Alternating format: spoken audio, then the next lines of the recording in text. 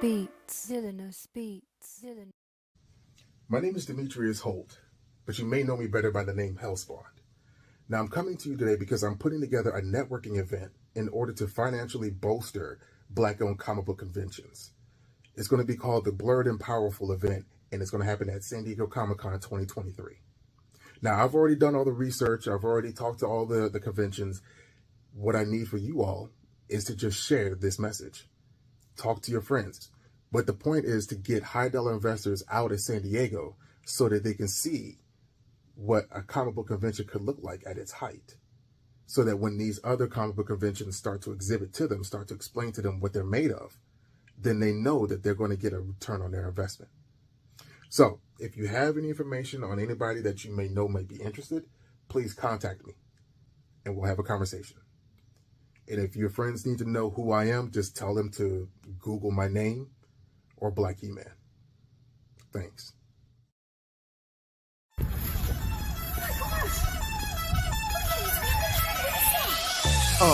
In the sky, it's a bird, it's a plane. Flying high, I emerge through the flames. Have no fear, I'm here, so stand back. Melanin activate, the name is super black. In the sky, it's a bird, it's a plane. Flying high, I emerge through the flames. Have no fear, I'm here, so stand back. Melanin activate, the name is super black. Imagine that, a future that's super black. Long as your skin brown, your superpowers intact. What would your powers be? Just hope it ain't super whack. Spatial manipulation, create a portal that's black. Maybe just super speed, time travel to run it back. Or cheat manipulation to keep my spirit intact. As I encounter evils the world face, demons the world makes, I needed the world to stay. Rest in peace to Chadwick, they killed all the Black Panthers. Told us white lies, I still marvel at black answers. Suits in DC, pray it lead to a civil war. It ain't no Justice League, what's the need to be civil for? Propelled like the juggernaut, it's clear ain't no stopping this. The world in grave danger, who can stop the apocalypse? They killed all the heroes, the new ones don't really care. But if you need me, put your fist up in the air. Yeah, in the sky, it's a bird, it's a plane. Flying high, I emerge through the flames. Have no fear, I'm here, so stand back. Melanin activate, the name is super black. In the sky, it's a bird, it's a plane. Flying high, I emerge through the flames. Have no fear, I'm here, so stand back. Melanin activate, the name is super black. Hello, everybody. Let's take that off of there. Hello, everybody. It's your man on the wall. Normally, Will say the man in black, but it's the man on the wall today, the man up north, the man, Chris Fury, coming back with another episode of Blerd's Eye View. Thank you for everybody for tuning in. Thank you for showing your support. And if this is your first time checking us out, thank you once again. Check us out on Facebook, Blerd's Eye View Podcast. Go to the YouTube page, Blerd's Eye View, and you can check us out on Twitch, Blerd's Eye View 1. Check us out also on IG, Blerd's Eye View, all one word, and it will show you to the link in the bio with all that great information and places that you can find us. But before I go any further, I want to thank our sponsors over at Paramount Pictures for the movie Devotion, starring Jonathan Reynolds. Bring Devotion home now on digital. Jonathan Majors and Glenn Powell star in this epic and inspirational story based on true events of two heroic U.S. fighter pilots whose sacrifices made them the Navy's most celebrated wingmen. Buy Devotion on digital now, packed with behind-the-scenes bonus content available at participating retailers, rated PG from Paramount Pictures. So thank you to them. First off, let's get our team in here. Lady of Mandalore, Kira, what's going on? Hi, how you guys doing this evening? I'm a little excited. That's why I got a little tongue-tied. I'll tell you why in a second. Breaking news. Oh man, you'll love this. The Black Fox of the Square Circle, Will, what's going on? What's going on? Not the cinematic assassin, Will, the other Will. Yeah. I'm going to go by something else. We got to find a name. We got to find a different name because Will and Will Be is going to be confusing as hell. What up, everybody? It sounds like a black sitcom, Will and Will. It just does. I think it might as well just be Brother Man at this point. Just come Brother Man. Oh man, we got, how was y'all's weekend, man? Oh yeah, it's one of those. Productive. I can't say nothing. Mine has been all baby stuff, so I am learning new things about just life. Oh Lord. Like, He was like, like, that I'm- happens. Yeah, they're gonna I be mean, running around with no you diaper gotta- on, and you just put it on y'all, and look, figure it out. Look, I'm not trying to make fun of y'all women, Kira, but when y'all get babies, y'all think of everything. Like, Wait, hold I on. In Wait a defense of minute. Kira, in Wait a defense of minute. Kira, no, women I mean, always think of everything. I What do mean, you? here's the thing. It's I not thought just I with was- the babies.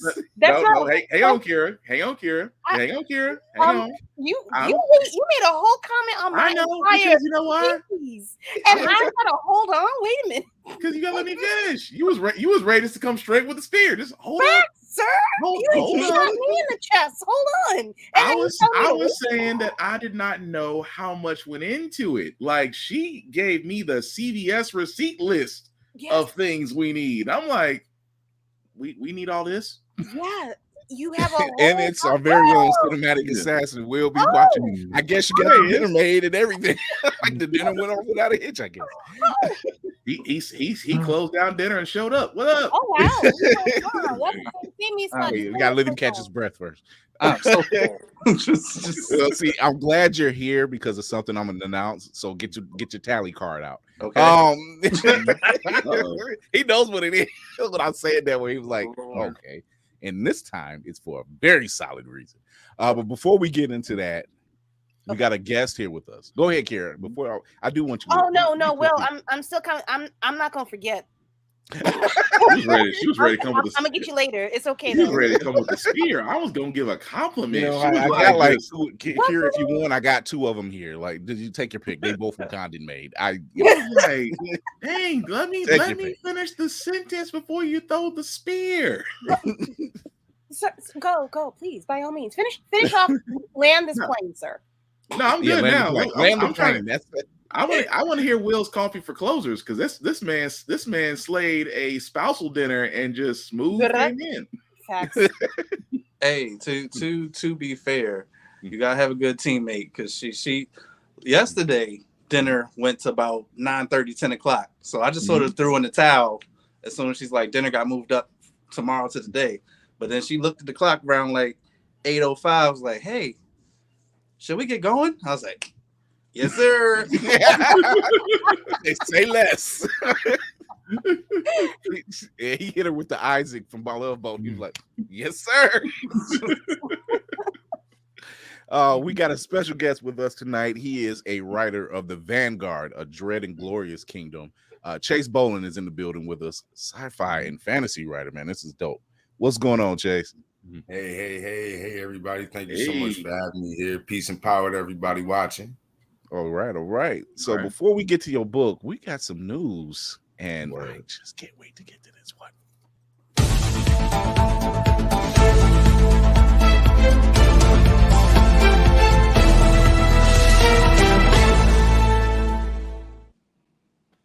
You got the card ready? You got the card ready? I gotta get my hat together so you can knock it off. Hold on.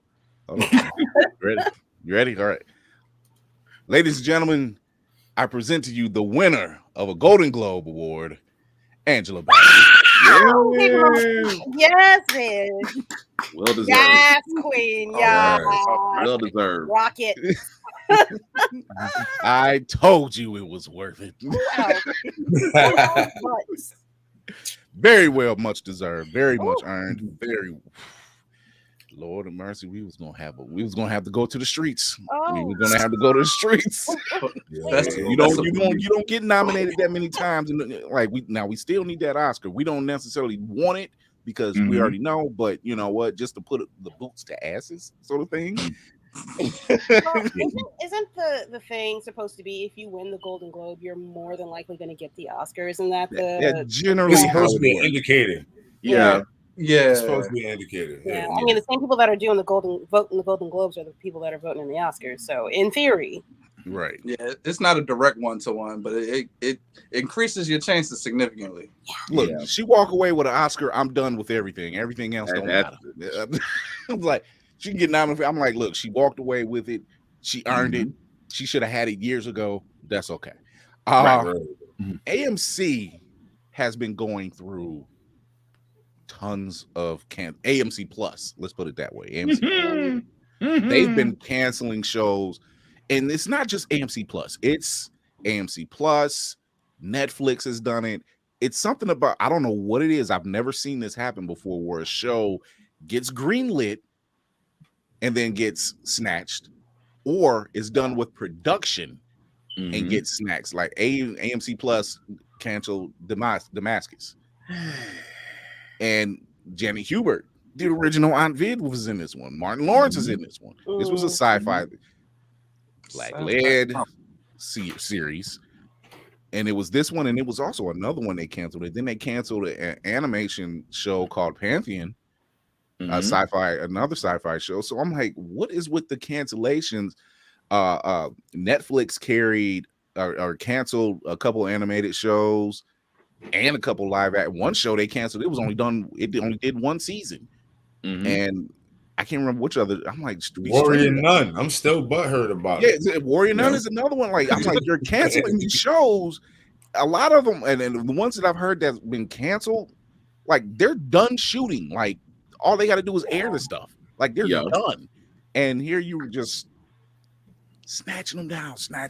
And being totally honest, is a good friend of mine who is he works behind the scenes on not big budget, but he's worked on some stuff.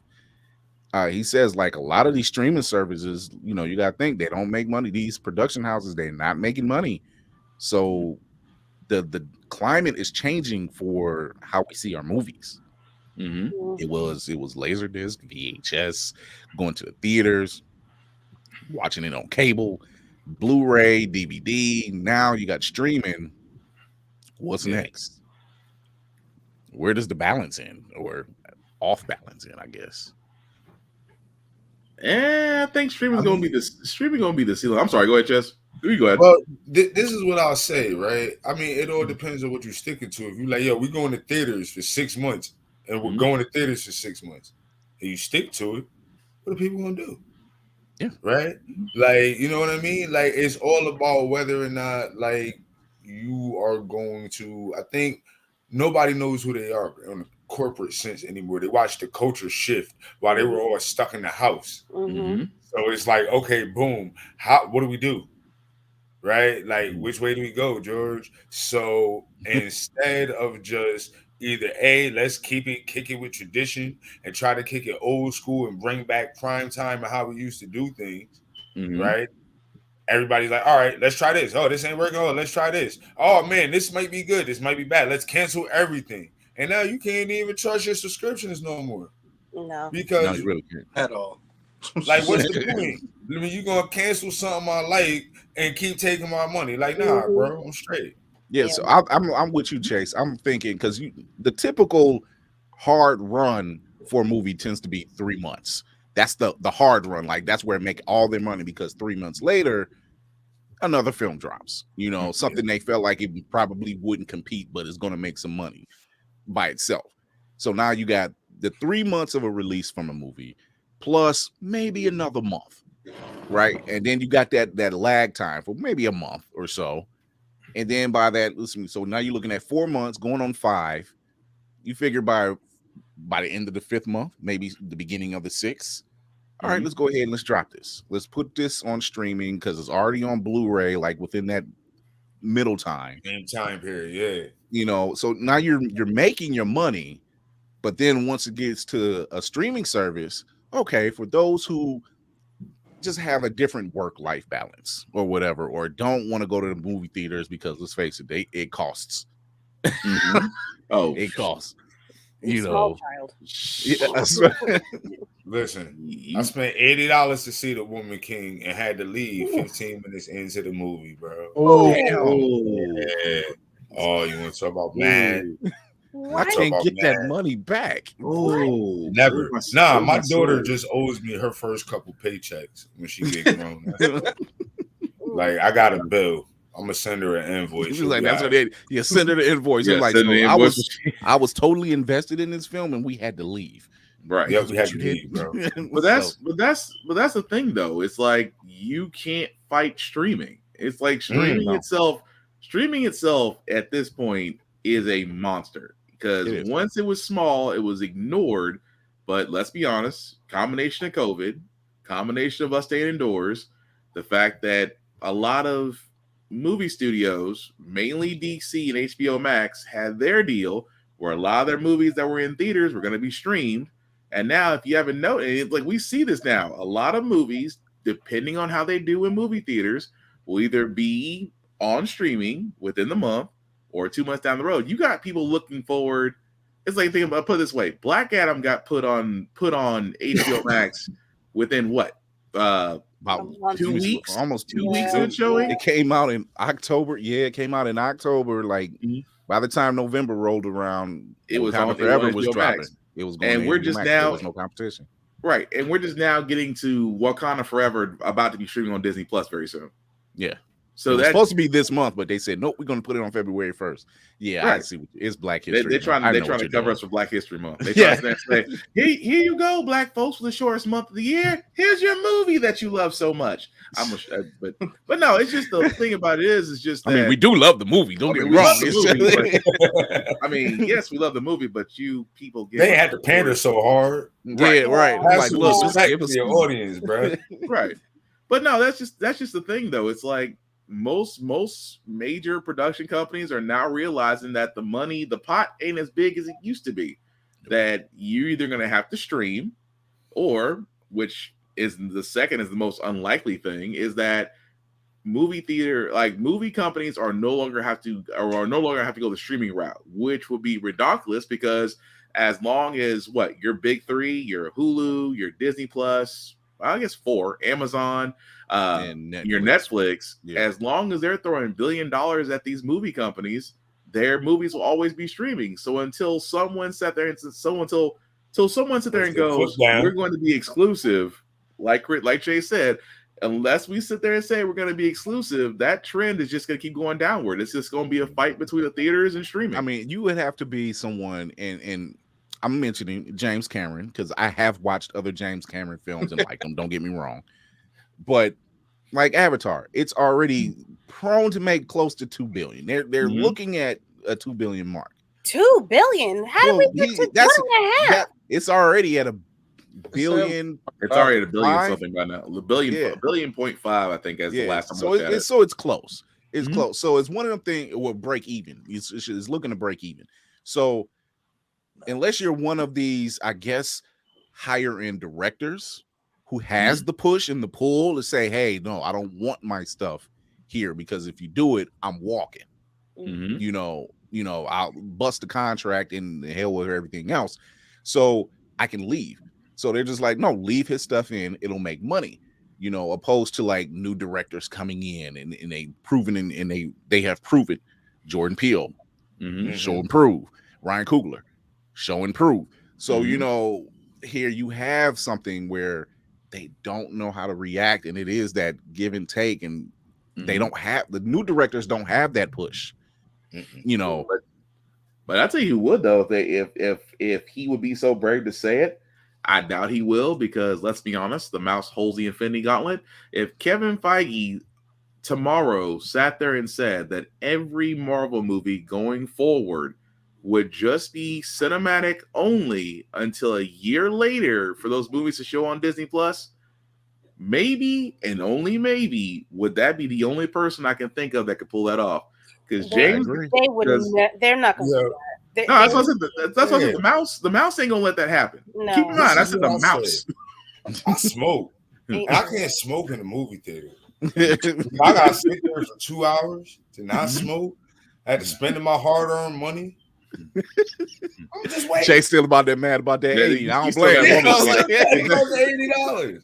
And it's like, yo, so it's like, dude. Like, I will wait till it come out on streaming. Just like I wasn't gonna drop another $80 to go see The Woman King again. I support it. I show love. I spend money for a movie I ain't even get to watch, right? And then I waited, and then I bought it when it came on available to stream, because I could sit, switch up, and watch it from the comfort of my own home, where can't nobody put me out from doing what I like to do when I watch movies. Right. So it's like right there, right there. Right? I think culture-wise, I don't know if we'll ever do it, but I don't think it's a bad thing that young directors get to come in, make their bones on streaming. So maybe one day they can be like, no, theaters only, or I'll never do this, and go full-blown Hank Moody right? And it didn't work like that. But There was a short gap where the video on demand and theater release was there, like the same day release. It was there. It was a short gap, and it's still there, but it's not as prevalent as the streaming and the theater and theatrical only releases. Right. Yeah. So I think eliminating the middle ground messes up your money. It does. It does. I think that's like, you know, if it doesn't do it in the front, it's going to do it on the back end somewhere. Like I watch it, I pay $25 to watch a movie, you know, streaming the day it come out, right? Then I might not wait you out, right? Because it just came out. It's a new movie, and I don't got to worry about my ignorant friends ruining nothing. But like when it all comes down, they know who they are. When it all comes down to it, though, like I really think that it's like this. Either movie studios, it'll go back like it was back in the day, like 50s Hollywood, where we own you and you can't work anywhere else but for us. And they have everybody so locked down that the streaming services are like, all right, well, damn, man, y'all done just contractually obligated everybody to not play with us. So it is what it is. But that's the only way to win the fight. Mob tactics almost. You bring up a good point about the convenience thing, because let's be honest, we all got used to doing everything at home. So it's like, it's like, what'd you rather do? Would you rather sit in an uncomfortable movie theater, or would you rather be in front of your own TV and pay probably less than you pay at movie theaters? Like you said, trust me, I get it. I'm spending anywhere from, like you said, $80 to $100. Just take a crew to the movie. So I get it.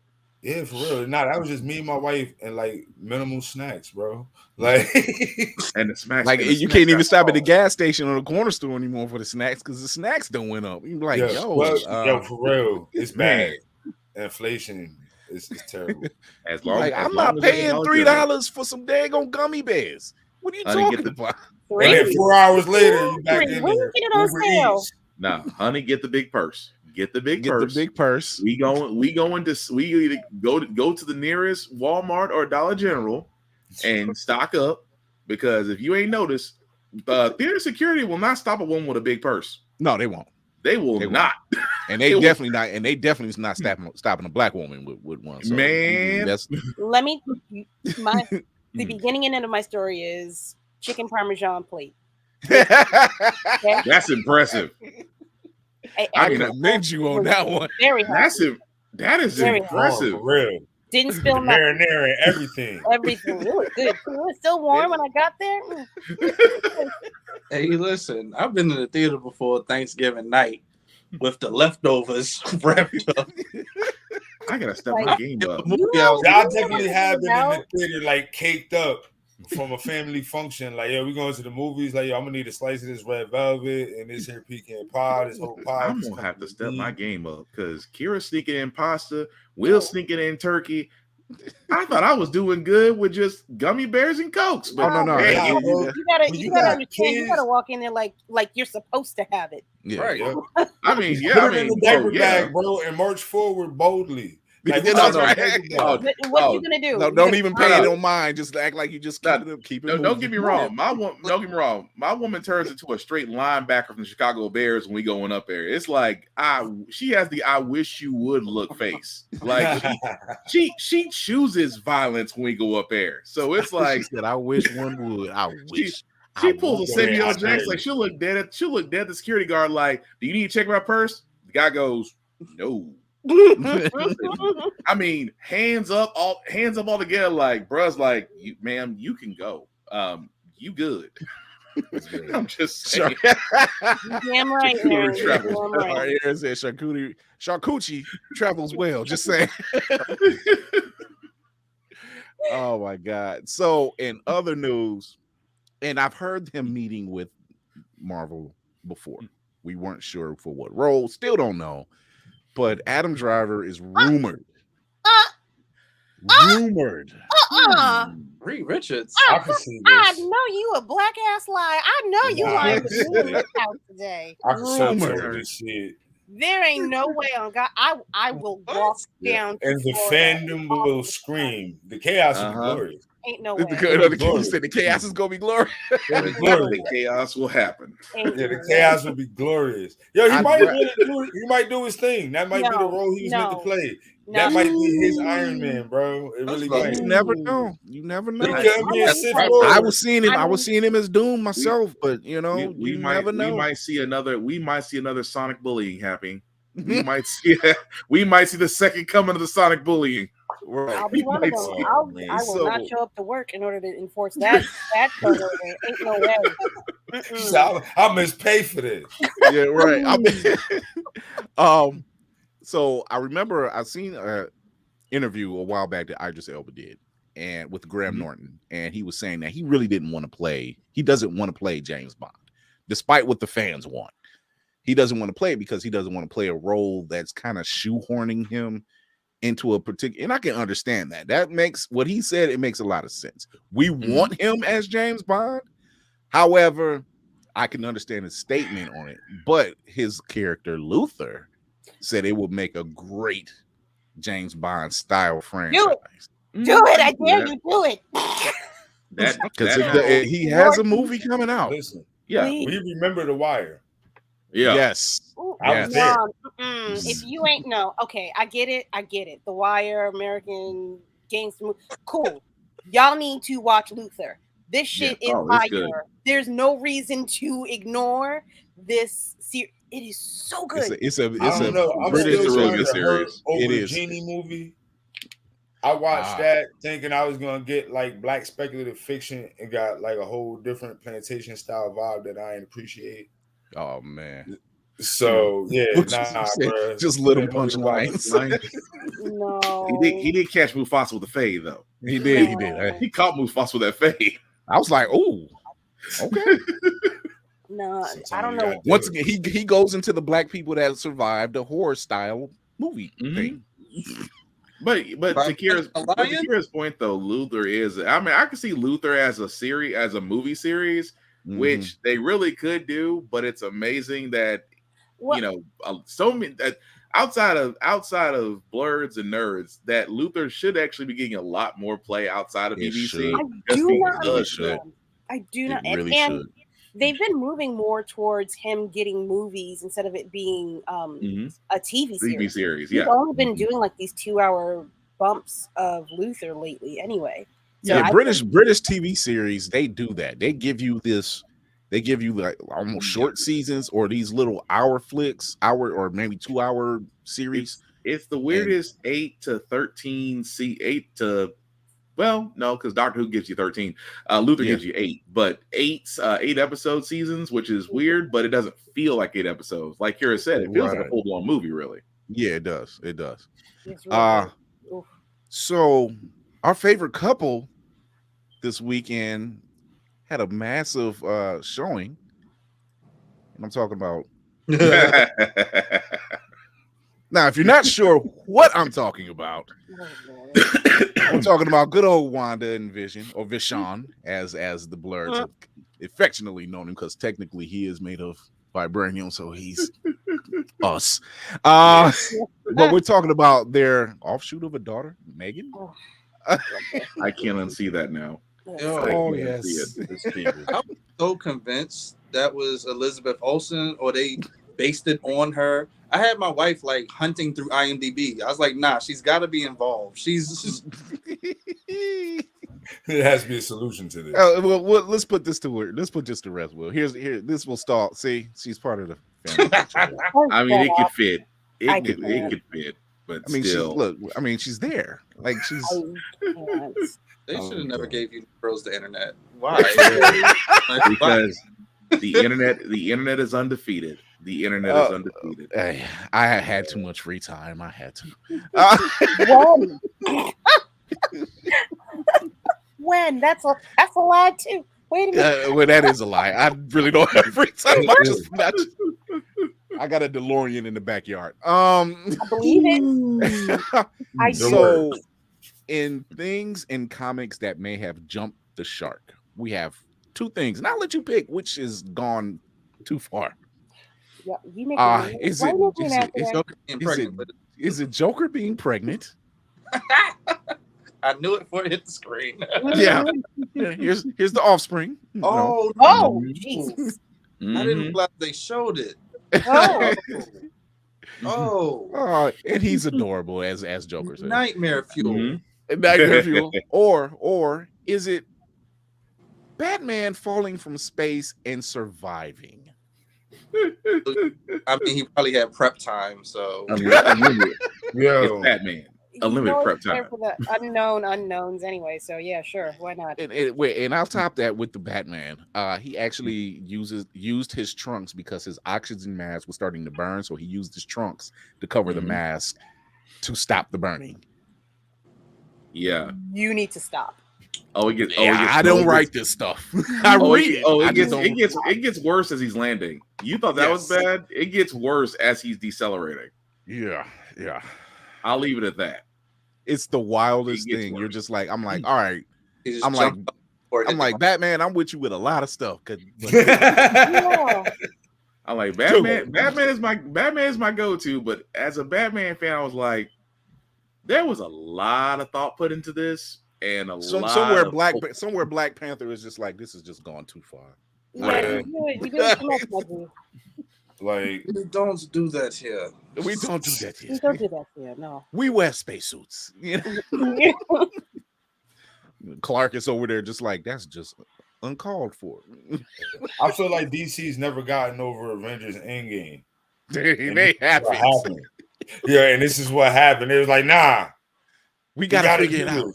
We gotta do this. Batman has to be better than Tony Stark.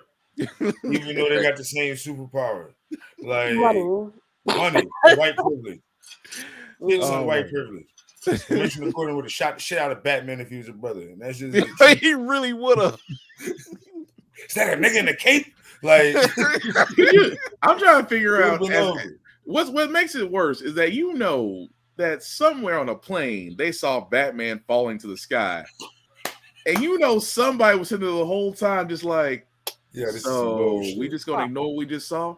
I know Joker was someone like Batsy. It's just you see Joker. So how did you really fall? He just left all crime behind to study how Batman. I need to see this. Just stop everything. Stop everything. Joker becomes a scientist just to figure it. Oh my God. Harvey Dent is just like, you know what? I'm just ready to leave this town. I'm out. That's an I'm out moment. Like, I'm out. You gotta he survived falling from space, bro. You ain't no crime worth that. You say what he did. He fell from space and survived. Yeah, nah, I'm good. We're done. I put the gun up after that. Yeah. But the Joker story wasn't that bad. I know me and Chris talked about that. It wasn't bad. It just had a different direction of where it could have went. Because they didn't really gill the whole 9 yards him being pregnant. It was kind of fast forwarding through some spots. But me and Chris were like, what would have been cool to see the Joker just go through hormonal changes and everything that comes with pregnancy, but it comes from his side of things. I'm like, that would have been funny. Why are my breasts swollen? Why do I have breasts? Listen, as a man that went through sympathy symptoms with both of his children, it's really actually nothing funny about it, bro. It's like, yo, this guy, and I want Dr. Pepper. I ain't never liked Dr. Pepper. I ever wanted Dr. Pepper in my life. So sympathy symptoms is real? And it was like, yeah, dog. I thought it was a lie too. I really thought it was a lie. And I kept telling myself, like, you don't love her like that, bro. Come on, yo. Fuck up. Like, this ain't supposed to be happening to you. Like, oh, wow. I was hurt. I was so hurt. And everybody I work with just thought it was the coolest shit. And I'm like, nah, bro. Like, I'm a whole. So wow. Yeah, I was sorry. upset, I'm just learning things right now. Started crying and it was bad. Like, yo, I really thought it was nonsense, bro. I really did. Yeah. This is what I get for not believing. This is what I get for being a non-believer. We'll change your life one way or the other, fellas. So we're gonna take this quick break and we're gonna come back with our guest Chase, and we're gonna talk about his book, The Vanguard. It's gonna be dope. Because if you like sci-fi and fantasy and you're a Blerd, you're definitely gonna love this. This just in. Feeling groggy in the morning? Coffee just can't give you that pep in the step that you're looking for? Try Pop Starts for that great get up and go that adults need. Pop Starts has the vitamin and nutrients that only grown-ups can partake in, and with flavors such as tossed salad and scrambled eggs, and Jack Daniels and Bud Light flavors to start your day or end it. There's nothing better to wake up to unless you count that depressing cubicle job. Well, anyway, try Pop Starts today. Pop Starts is not part of the Kellogg's Corporation. Pop Starts could give you diarrhea. Pop Starts are not found in your local grocery store. Running low on energy, long days and even longer nights, tired of all the other energy drinks and bars promise you a lot and never delivering? Need to make it through work, but want a product that can keep up with your busy lifestyle? Want no longer? Try Chef's Chocolate Salty Balls. The balls that are so smooth and with a load of nutrients and vitamins to really get you up and bouncing off the walls. Made with all natural ingredients and healthy junk to satisfy even the pickiest eater. Chef's Chocolate Salty Balls are sold everywhere where you buy your junk. And now for those who want that extra kick in the butt, comes Chef's Heavy Duty Chocolate Salty Balls with 120% more caffeine than the leading brand. Disclaimer, this product has not been approved by the FDA or World Health Association. Warning, this product is not intended for consumption by children, elderly people, or women who are pregnant or may become pregnant. You might even get pregnant.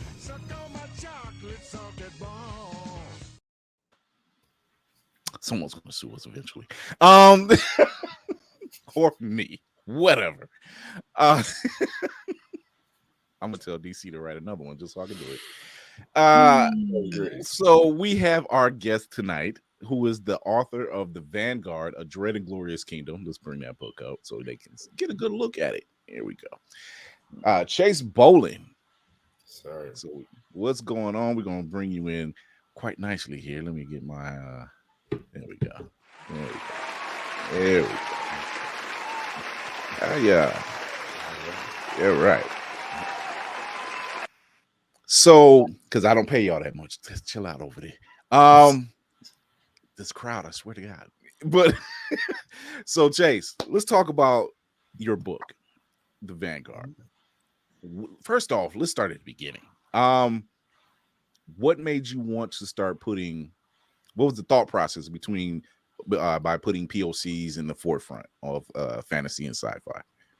I can remember watching Black Panther for the first time, right? Mm-hmm. And seeing that vibe that everybody left with, right? Everybody was all uplifted, riding this wave. But all I'm thinking about in my brain is remembering Coogler and Phage being like, this is not for African Americans. This is an African story about people in Africa. And so I was like, well, damn, I don't know if I like the way that feel. Right. And so I read like a lot, you know, like, and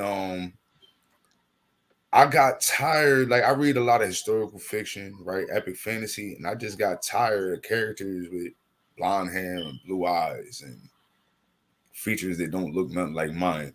And I could remember coming across like the Malazan series, which if you're into like epic fantasy, like this shit makes Lord of the Rings and Game of Thrones look like Dr. Seuss. Like, I got to see some dope Black characters and some really well thought out stuff, and then I go look and Stephen Erickson's like this archaeologist, and I was like, now this makes perfect sense. But it's like not a lot, and so I wanted characters that looked like me, that came from a background like mine, because you know that's important. When we look at a lot of the technology that we have today, all that started out as science fiction. Right. All that started out as somebody's fantasy that somebody wanted to make real, right? So if we don't see ourselves in this science fiction, we don't see ourselves in this fantasy, then nobody sees us in the world.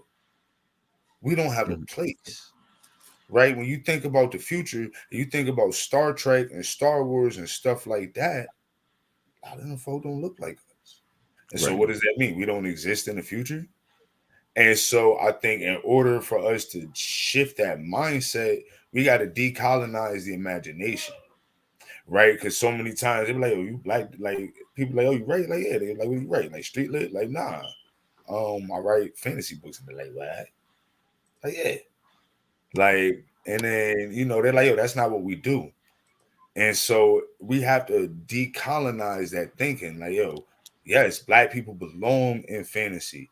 Black people belong in sci-fi. Black people belong in cosplay. And the whole reason why we had this big backlash against black people in cosplay is because we don't see ourselves in this sphere of science fiction and fantasy. And so I just really wanted to create a new fandom for us, right? Where the main character is a Blerd, right? And he likes things that we like, and he comes from backgrounds that we understand, right? And give us something that we could identify with in ways that maybe we couldn't with T'Challa. Right. Will, you have something? Or Cinematic Assassin? We'll start there.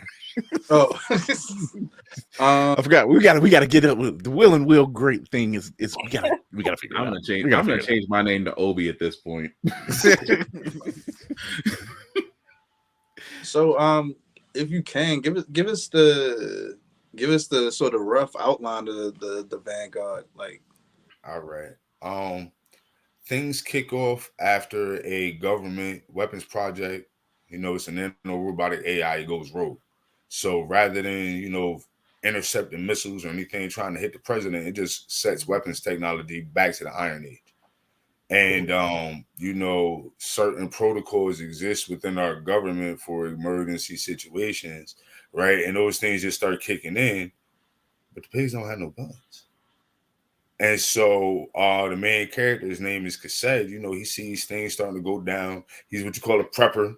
You know what I'm saying? And so when he starts to see certain stuff happening, he calls his boys like, "Yo, remember all that shit we was talking about? Yo, it's going down. Like, let's rock. Like, meet me at the crib for spades and Hennessy, and we're gonna talk it out."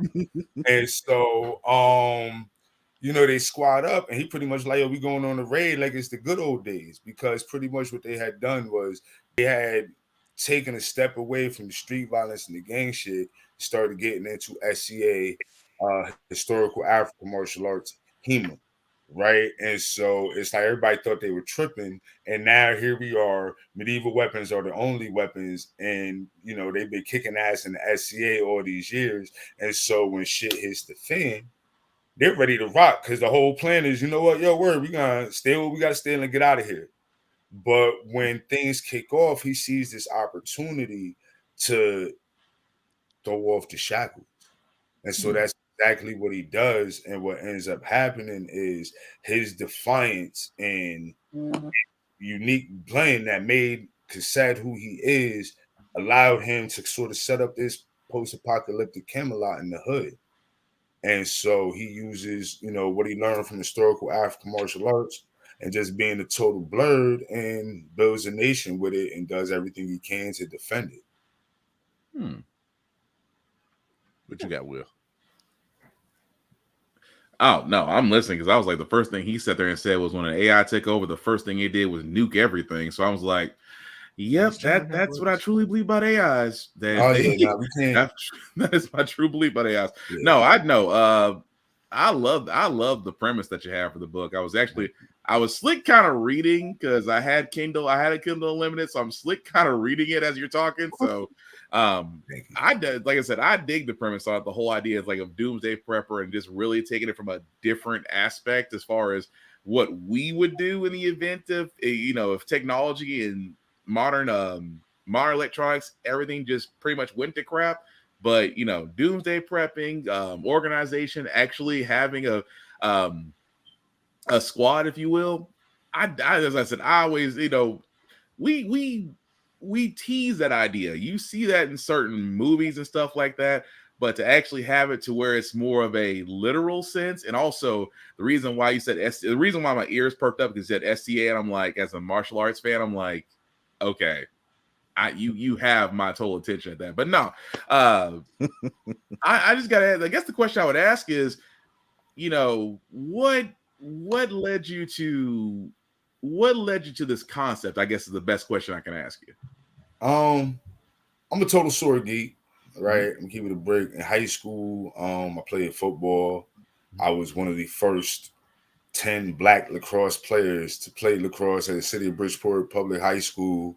And I wanted defense, right? So the defensive backs coach was the fencing coach.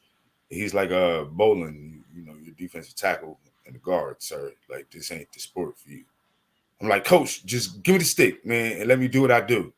And so after a couple of days of practice, I'm winning every fight and losing every actual fencing match because I don't care about your points. I'm just trying to beat you down. So I'm trying to win. And so he pulls me aside. He goes, listen, you're not fencing. You are fighting. And it would be a crime to train out your natural instincts.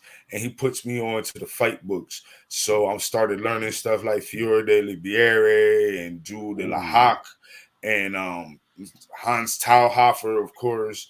Right. And so it just kind of started, like, it fed this lifelong fascination with people of color in a medieval setting. Like I was saying earlier backstage, like, I loved the first Robin Hood movies with Kevin Costner and Morgan Freeman. Like, I seen Azim with the sword cutting up white men. I was like, word, this is what I want to do when I grow up. Right. And then little did I know, my mother and friend looked at me like I'm crazy. I'm like, nah, bro, I want to be a knight of Wakanda. I could really get up here and do this and hit people's swords, and I ain't gonna get in trouble. Like, this is great. And then I went through my car windshield, and like, my life changed. Well, that is a very hard switch. That was a okay. Yeah, like, my life changed. Like 2019, I had the audacity to get almost killed by one of those drug addicted whites that Dave Chappelle was talking about. That was driving his car too fast, ignoring the stop sign, and I was the thing to stop him. And so, the world just kind of stopped because I was a machinist. You know what I'm saying? And I had wanted to open up a business kind of within the historical martial arts realm, like pretty much making Lurban accessible to everybody. And it's still a dream that I have. I'm working on getting there. And I had wrote the first book, The Road to Resistance, and it was, it took me 3 months. And what ended up happening is, I just wanted to put myself in a situation where it's like, what would I do? What would my friends do if this is where we were? Right. And I didn't really think I wasn't going to do much with it. I tried the traditional route. I tried to query and do all of the things that you're supposed to do as an author.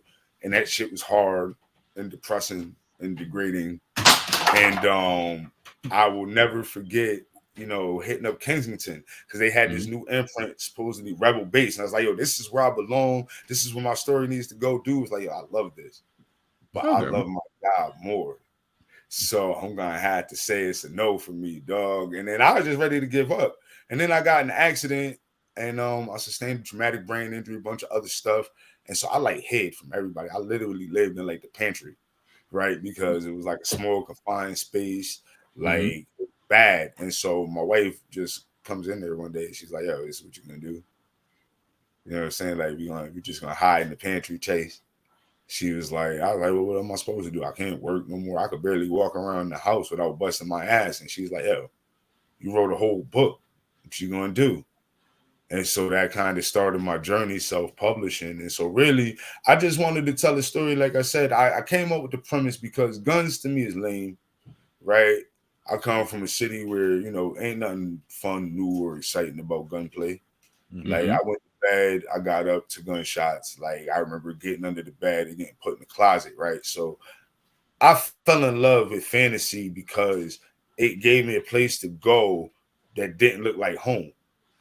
Like, you know what I'm saying? Those of you that might be older might remember Bridgeport from the news back in the day. They used to call this place Beirut, right? Because it was like that. So, yeah, definitely, give me your problematic Lord of the Rings, right? Bring on the Game of Thrones and the stuff that don't look nothing like my hood, bro. Because, that's where I went to escape to. And when I really wanted to stay out of trouble, I went to the library, right? And so it's like when I sat down and I started writing, I was like, what would have gassed me up? What would gas up my friends? Is like, I don't fuck with books because books not for me. Right. And so that's where the premise of the Vanguard was born. Like, I wanted to serve up something like Red Dawn meets Power meets Game of Thrones, and that's what I did. Ooh, I find it beautiful that your wife, in your time of darkness and your time of depression, that she pretty much spoke life into you. And said you can't be here. You have a gift. And you got a story to tell. You need to be telling it, because if you don't, somebody else will, and that's just gonna make it worse. So she pretty much was like, get up. You need to get up. And you need to get up, and you need to put this out there. And that's what I love about that. Everything you just spoke about with fantasy and with sci-fi, not seeing yourself in like Game of Thrones or Lord of the Rings or anything like that. That's always what we talk about here, especially when we've seen shows like Lovecraft Country or this latest series, House of the Dragon, where you see the Valerians are the ones that has the strongest army. We have the strongest steel. You can't do nothing without us. They got the biggest dragons. So it's just like, seeing us in those spaces. Rings of Power. That's another one. When Rings of Power, when the dwarf princess literally sang life to bring back the ones who were trapped in those mines. It was just like, that's what we're looking for. That's what we're asking for. That's what we've been trying to say. Is like, we're here. So when I hear things like this, stuff like about your story and everything, this is dope. Thanks. Like, this is what we've been looking for forever. Watchmen with Regina King being the lead and being a badass doing it. Seeing us in those scenes. We need that. Yo, Regina King is why I choreographed every single fight scene. Right. And so when you pick up a Dread and Glorious Kingdom, like, I show it to you face to face so you can see, like, it's a big book. Right. And so what I did was I took the first 3 books of the series and I wrote 2 new books. And one was like a book of backstories and side missions that I interspersed with the first 3 books. And then there is Chronically Unbroken, which I sneak in there at the end. And it was like I choreographed every single fight scene because I wanted that kind of vibe. Right. And so I paid close attention to brothers like Damon Stith, from the Historical Martial Arts Association, and them brothers just showed me so much love, like, and they just embraced me all through my writing process. And like, really, I couldn't have done it, without their support, because really, I studied everything he had out there to learn and to teach, and I tried to make it live on every page. And it's like, they tell us they didn't even have swords in Africa, bro. Right?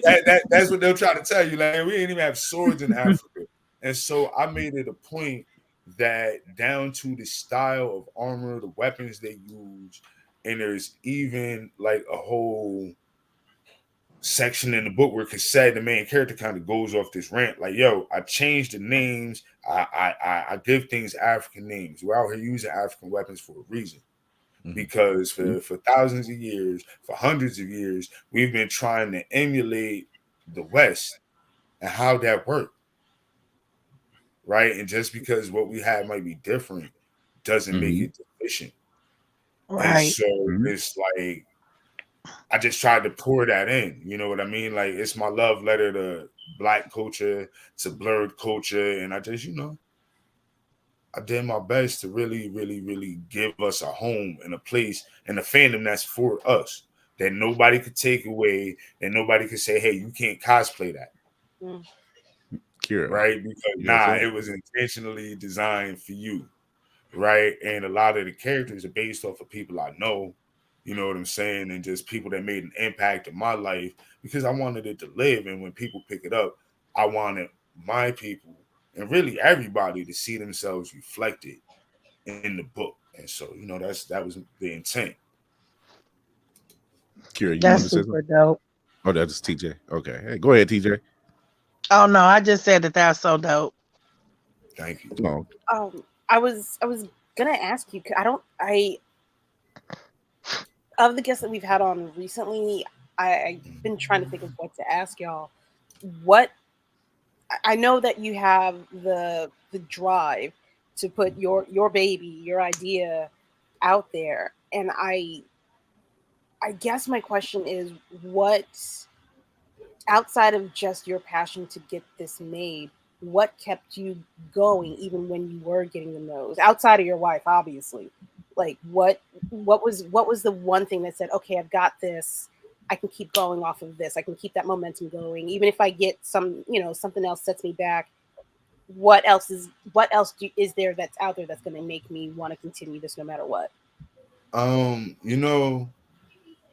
To be real, when I first started writing, right, it was before the accident.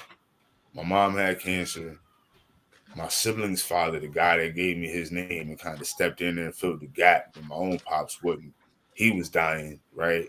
My oldest sister was sick, right? My wife was pregnant with my daughter and she was high risk. I didn't know if either one of them was gonna make it. So the real world just sucked. Like even work, like half of the production team went down. And so my machine was running like 78% of production.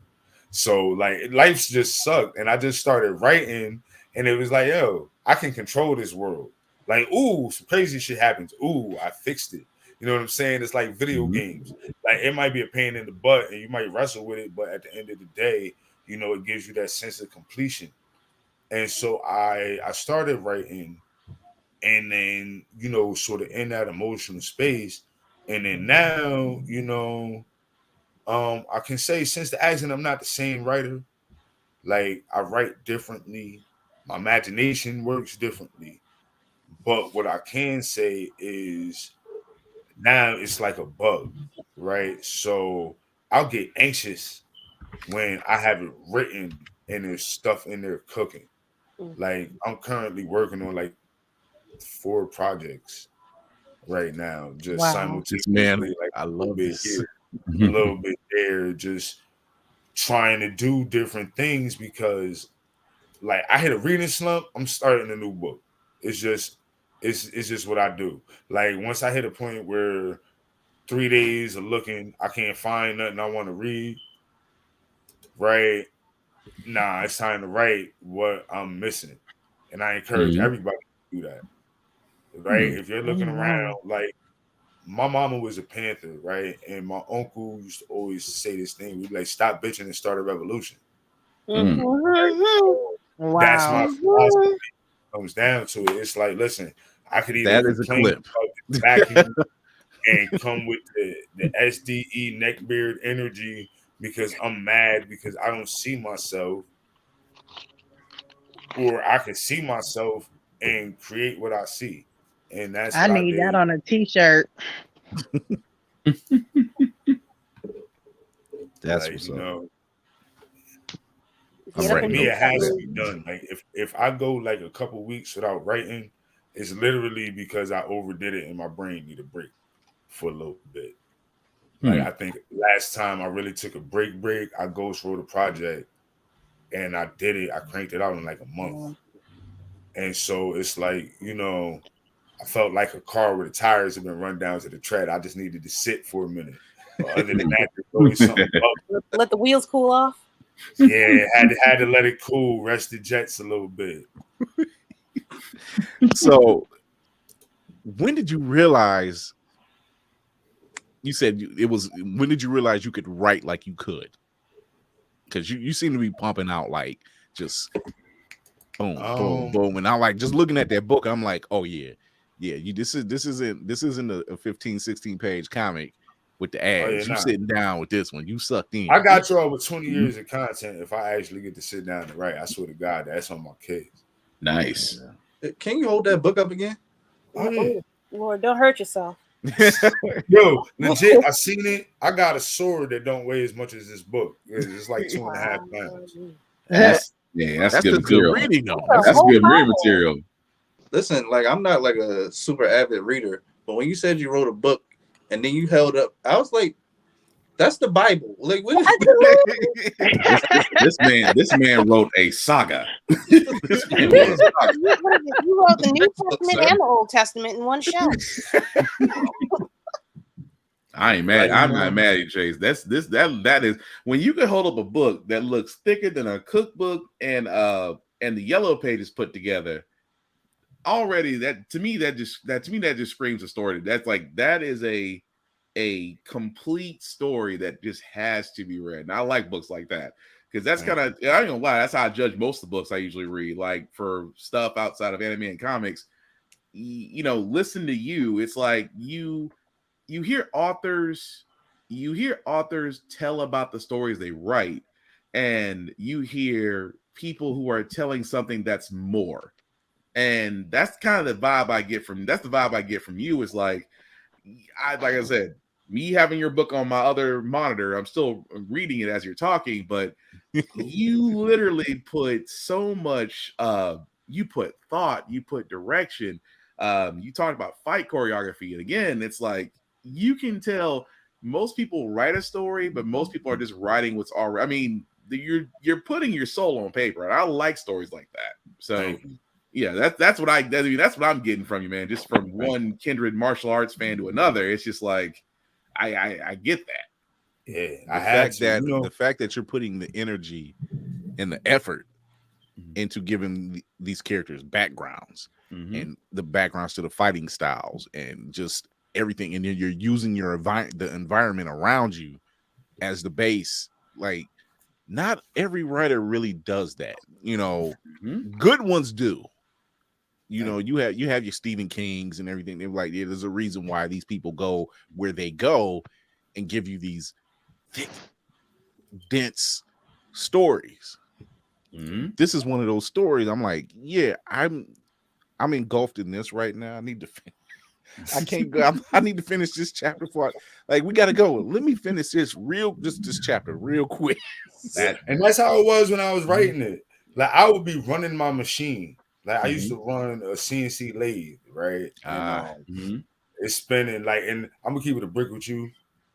The whole time I was in school to be a machinist, I was like, Lord, please don't let me get a job with the lathe. This machine is sketchy. It's the devil. All of them are possessed. I'm terrified of them because to me, you're just playing with too many aspects of physics at one time. But the one I had, like, you know, it's about the size of an old school laptop computer, right? And I used to drill precision micro orifices. I actually shout to O'Keefe Controls. Like, we got parts in space, y'all. Like, you know what I'm saying? So it's dope. And it'd be like, damn, I gotta hurry up and run this job before I forget. Like, I paused the job. Let me write this down real quick before I forget. Because it's like I couldn't stop writing it. Like, it was like I'd wake up out my sleep, like, nah, this happens. And the first book, the Road to Resistance Part 1, the Road to Resistance Part 2, there's no outline. Like, the story just kind of, I pantsed both. Like, it started as one book. When I got published, we split it, right? And I pantsed the entire thing. And then the War We Made, because my brain worked different, there was definitely like outlines and then outlines for the outlines. And so, like, when y'all pick it up, it has a different sort of vibe.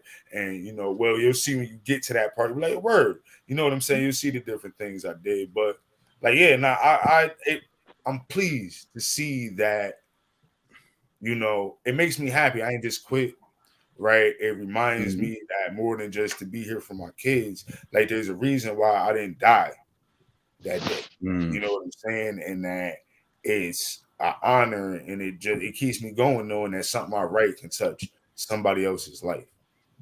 You know what I'm saying? I do have a question. Go ahead, TJ. I'm in the bottom. Hi.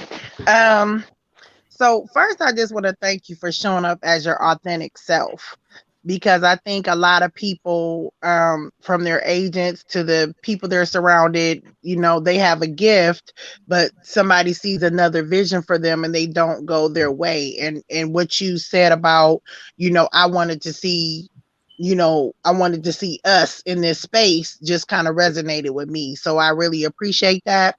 So my question is, outside of your books, like, where do you see this going? Do you see like making visuals for these, or like directing, or do you see it being turned into like something that would be on, you know, HBO, or you know, you have directorial dreams, or are you just really sticking to, like, maybe I would write the script or be the director, but I don't, you know, I want to be behind the camera?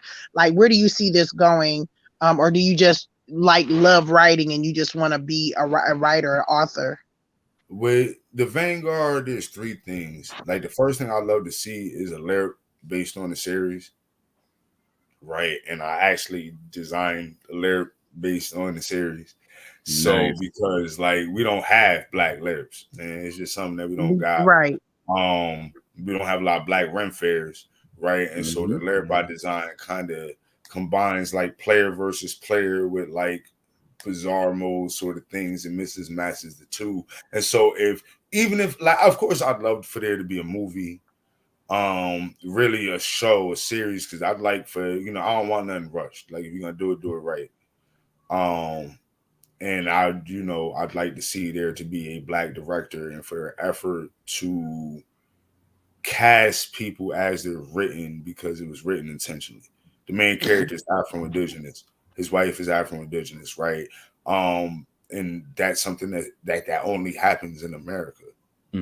Right? You can't be Afro, like, my family come from Copiah County, Mississippi, Tahatasia Hoke, like, my grandmother and them were born in the Choctaw Nation, right? And so it's like, that's only in America. That's only us, right? That's the kind of thing that we as African Americans lack, right? Is a uniquely African American hero, right? And so anything that's going to preserve that, right, I'm all for it. I'm here for it. But I definitely would like to see like a lyric pop off. I would love to see a show based on the Vanguard series. And what I've done is I started a sort of like a side arc of content where it's based around the events, but it's this group of actual brothers who are from Cassette's hometown. And, their life changes after the revolution and the Vanguard starts. And so, they want to go follow the king, but they got, elders to take care of and children to take care of. So they can't go off on the warpath with Cassette. And so they find a way to serve the kingdom in their own ways. So I've created these arcs. So maybe I can get an animated show popping off for the people that really like stuff like that. I'd love something live action. And then, like I said, if I don't do nothing else with it, like I just love to see a Vanguard lyric event at least just one time to see the black and silver of the Vanguard. You know what I'm saying? As I ever envisioned it, with the lyric weapons going ham and having fun, like that would just make my life. And so I think it's no, go ahead. I think if something like that popped off, like that would be. I think it would go wider and broader than what you probably could even envision, because I literally stopped what I was like. That's why my camera's off, because I'm doing 50 things, but like everything's off, the lights off, the TV's off. I'm like, oh shit, this is dope. So like, I just listening to you, the passion that you have to speak about it, and the description that you talk about it, and then hearing Will talk about how descriptive it is, and the guys are reading it. I'm like, okay, I need to go ahead and pick this up. But if it's as interesting as just your conversation, I think that having a series pop off for a lyric, it would just be amazing.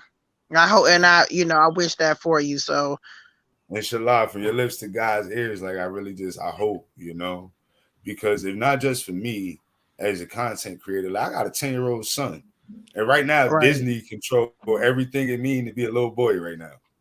Right, whether for real, you can't be no kind of kid. Remember, you could be a Marvel kid, right? You be Star Wars kid, you could be into different stuff, and it was like you were on different continents, bro. Now one channel, legit Disney defined what it means to be a little boy. Like that ain't cool. Like, you know what I'm saying? And so if I could just put that in the culture, and even if it's not my project, right? If I inspire the next creator that does something to really shift the culture and to give us that FUBU vibe, but in media, like I did my work. When I hear you describe, the Vanguard and the world surrounding it, I look at AMC and I said, see, we didn't need 12 years of The Walking Dead plus these spinoffs no one asked for. Hey, wait. Maybe I did ask for him a little bit. Just a little bit. we need this because as you're describing it, I'm playing it in my head. Like I'm envisioning everything in my head, and I'm just like, I would want this series and wouldn't care about nothing else. Right. Because everything else is canceled any damn way. But I'm like, I need to see the Vanguard series. You know, I need to see the spinoff series. I need to see the offshoot when you're talking about the brothers. And like, these are worlds, like the Lord of the Rings does that, where they had the 3 main books, but then you still had these little offshoot stories. And then like, I need those stories, you know, because to me, they all connect. There's a connection there, you know. Yeah, if I could get it to the point where it's like Star Wars is, where you know they be like, "Yo, you want to write a Star Wars book? Let me see what you got." Right, and if it's canon, let's add it to the universe and let's build it because it's worldwide, right? And so the first book comes from Sad's perspective and the people around him. But once again, this is the whole world cast back into the Dark Ages, right? And so I try to bounce around different places, show you what's going on in England and you know, and later books, you know, stuff that like only my wife and some of my close friends know. Like I bring in a lot of stuff. Like there's characters I'm in love with that are just still in the outline, man, because there's so much I'm trying to do. And so it's like I would love to bring on somebody like, hey man, you know, I had a dope idea for a Vanguard story. Like, boom, let's rock out. Because there's enough room for everybody. I've read 1,000 books in the last 15 years, right? So, you know, one author just, you know, it ain't all just James Patterson, right? Like, nah, you know, there's enough imagination out here for everybody. No, I get it. Just because that's why I said that's why I really love your concept because it's like Chris said. I mean, when you first start thinking about it, it's like, oh, it's like, well, it's just like it would be like, what if it's like take the apocalypse setting, which you did, and take it in the sense of you're not going to a far off location. You're not going off to, you know, Timbuktu or any other place or any other made up place.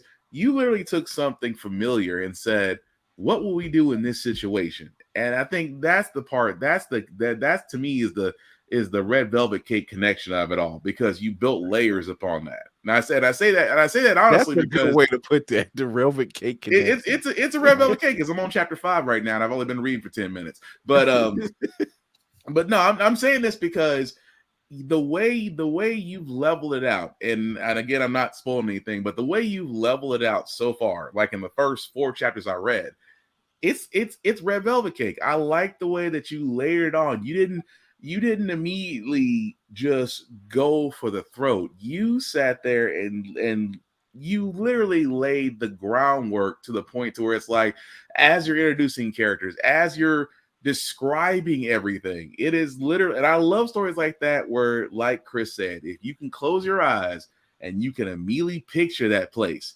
that is a sign of great story writing. And in your case, I could see that in a television series. I'm like, yeah, give me a Walking Dead setup with that type of storyline, and you have a series to the point to where, yeah, it would work, especially with the given avenues right now of creativity and of directing and of sets and things of that nature. Like, I'm not gonna lie, if you told me the next day Tyler Perry called you up and said, I would love to make this into a series, I mean, at that point, it's like there's the pipe. I mean, talking resistance, yeah, that's all well and good, but as long as he works on the wig game, I'm like, look, yeah, the wig game, working the wigs. There's got to be room in the wig budget, because you don't need somebody's hair looking like mine right now. That's all I'm trying to say. You don't need nobody's hair looking like mine, right? I got the post-pandemic hairline going on. I will take your hairline over a Just for Men before picture right now. So wow. I'll put it that way. But no, but no, man, it's just like I love stories like that because I think, and again, would be so perfect to see that type of different genre because we're so used, let's be honest, we're so used to, and this isn't a knock on, like we've seen The Best Man, we've seen Girlfriends, we've seen Girls Trip, and there's nothing wrong with those movies, but we don't see too many stories like yours becoming series or movies or weekly episodics to where, you know, you will bring people in. And that's the big thing that you harped on, was the fact of, you know, you do this as an example to not only show your children, but to show others and inspire us to say, hey, we can do this just as well as anybody. And you never know, you might inspire the next one. So I get the mission behind that. But yeah, just like to see said. Just to see that in television form would be, I think it would be the next next stage. It's the next stage. And I wanted to, going through all this, I wanted to also say, like, Hollywood is desperate for original ideas, and they can't get themselves out of the vicious circle that they're in of just revamping, rebooting, redoing a prequel to a reboot of a sequel that happened 10 years ago. They're stuck, and they're not looking in the obvious direction. You don't know anything about the talent is massively there. Like, like the stories are there. You just don't want to hear them. If you gave us a chance to tell you something, you might A, learn something, B, you might be interested, and you might open up your own imagination back to your own tired, played out stuff. But outside of that, you might make a lot of money. You might make a little bit of cash. Right. Well, see, here's the thing, because it's funny that you mentioned what you mentioned earlier about, you know, we've seen The Best Man. Yes, we know we can name a slew of romance movies with black leads. We can name those all day. We need the sci-fi. We need the fantasy. We need the adventure. We need the spy thriller. We need the horror movie where we kick ass and live. We need these stories because we fit in those spaces too. Yeah. So when you have something like this, like I'm like, oh yeah, let's take this to a movie. A movie's great. Right now, I need this as the series. Right. I need the series because if you, like I said, if you can give us that many seasons of Walking Dead, you can give me just as many seasons of The Vanguard. I don't mean to interrupt. I think Abbott Elementary just swept the Golden Globes. They did. Nice. Yes, they did. That's what I was watching. I was getting ready to announce it. I was going to announce it later. I'm sorry. No. I was like, you're doing it just like I'm doing it. I'm sorry. It was a good. That's why I was saying, like, the talent is. If you've seen the winners, like from tonight, just tonight, just tonight from the Golden Globe, and let me just announce them. Let me get them out the way. I'm sorry. I don't mean to take away. I'm so sorry. we got Janelle Monáe winning for Best Supporting Actress for Glass Onion. Nice. Yes. Okay. We have who else? Danielle Deadweiler accepting for breakthrough performance for her role in Teal with Tamron from Tamron Hall. We have Angela Bassett, of course. We have Tyler James Williams for Best Supporting Actress at Abbott Elementary. Quentin Bronston, Best Actress in TV Series. Golden Globe. Let me see. She joins Tracy Ellis Ross, Debbie Allen, and Diane Carroll as the only Black actresses to win for Best Actresses in TV Series. Wow. We have Zendaya winning for Best Actress in a TV series, in a TV series, musical, or comedy. The talent is there. So to say we don't know what else to do, let's start here. As not colonize it. Just say, hey, we'll mention Tyler Perry. We have Black directors. We have Black animators. Shout out to We Are Martian B. We have people who's worked on Black Dynamite in the Boondocks. All right, made visuals for Meg Thee Stallion. So we have the talent. we have the skill set, we have the gifts, we have the content. Yeah. You know, like Chase, you writing Bibles right now. Right. You got at this point, you got George R.R. Martin beat right now. You got that was my whole plan. my plan is to have 10 books done before this next book of his come out. Like y'all might really you gonna hit that mark easy. You gonna hit that mark real easy. So I don't see the reason why, and like Kira said, you have Hollywood running out of ideas. I'm like, how do you run out of ideas for imagination? It's where you limit what you want to see. Right. It's where they're choosing not to look. Right.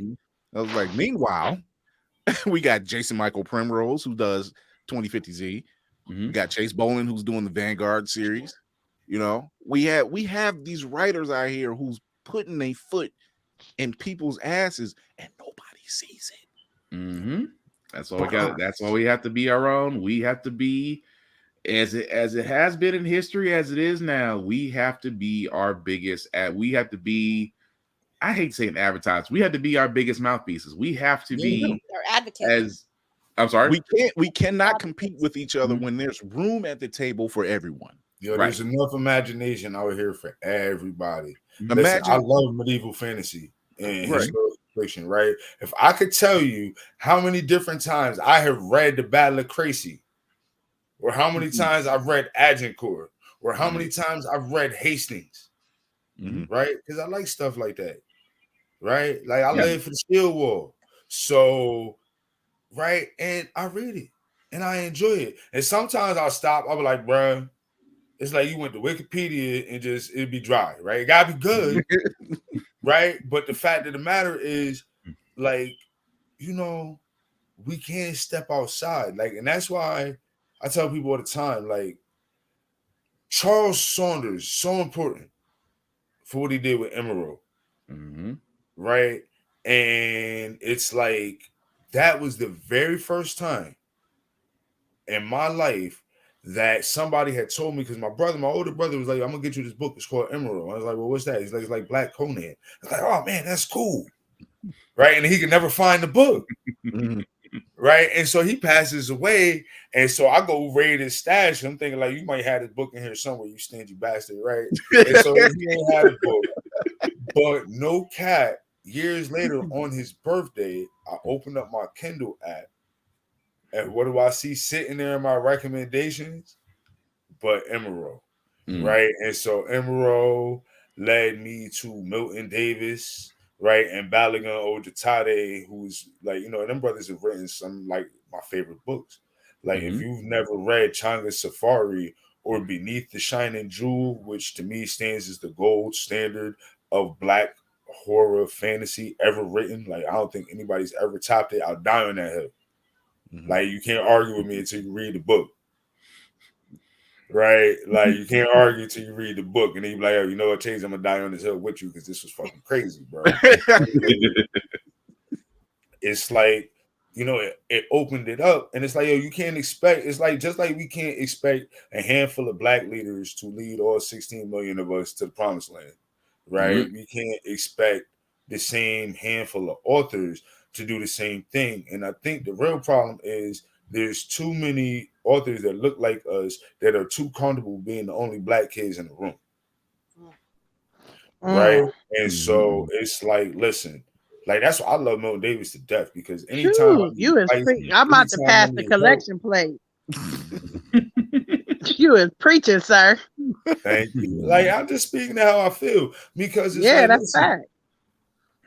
Like I was a rapper for a long time, right? And so what do rappers do, right? You kind of get tired, bro. So you be like, yo, my boy can rap too. Listen to what he got, so I can go sit down, right? And so it's like, but that doesn't extend to the bookish community, right? Right? Like there's not a lot of established Black authors like Coast and Whitehead. Isn't it? But it's because they let one get it. Yeah.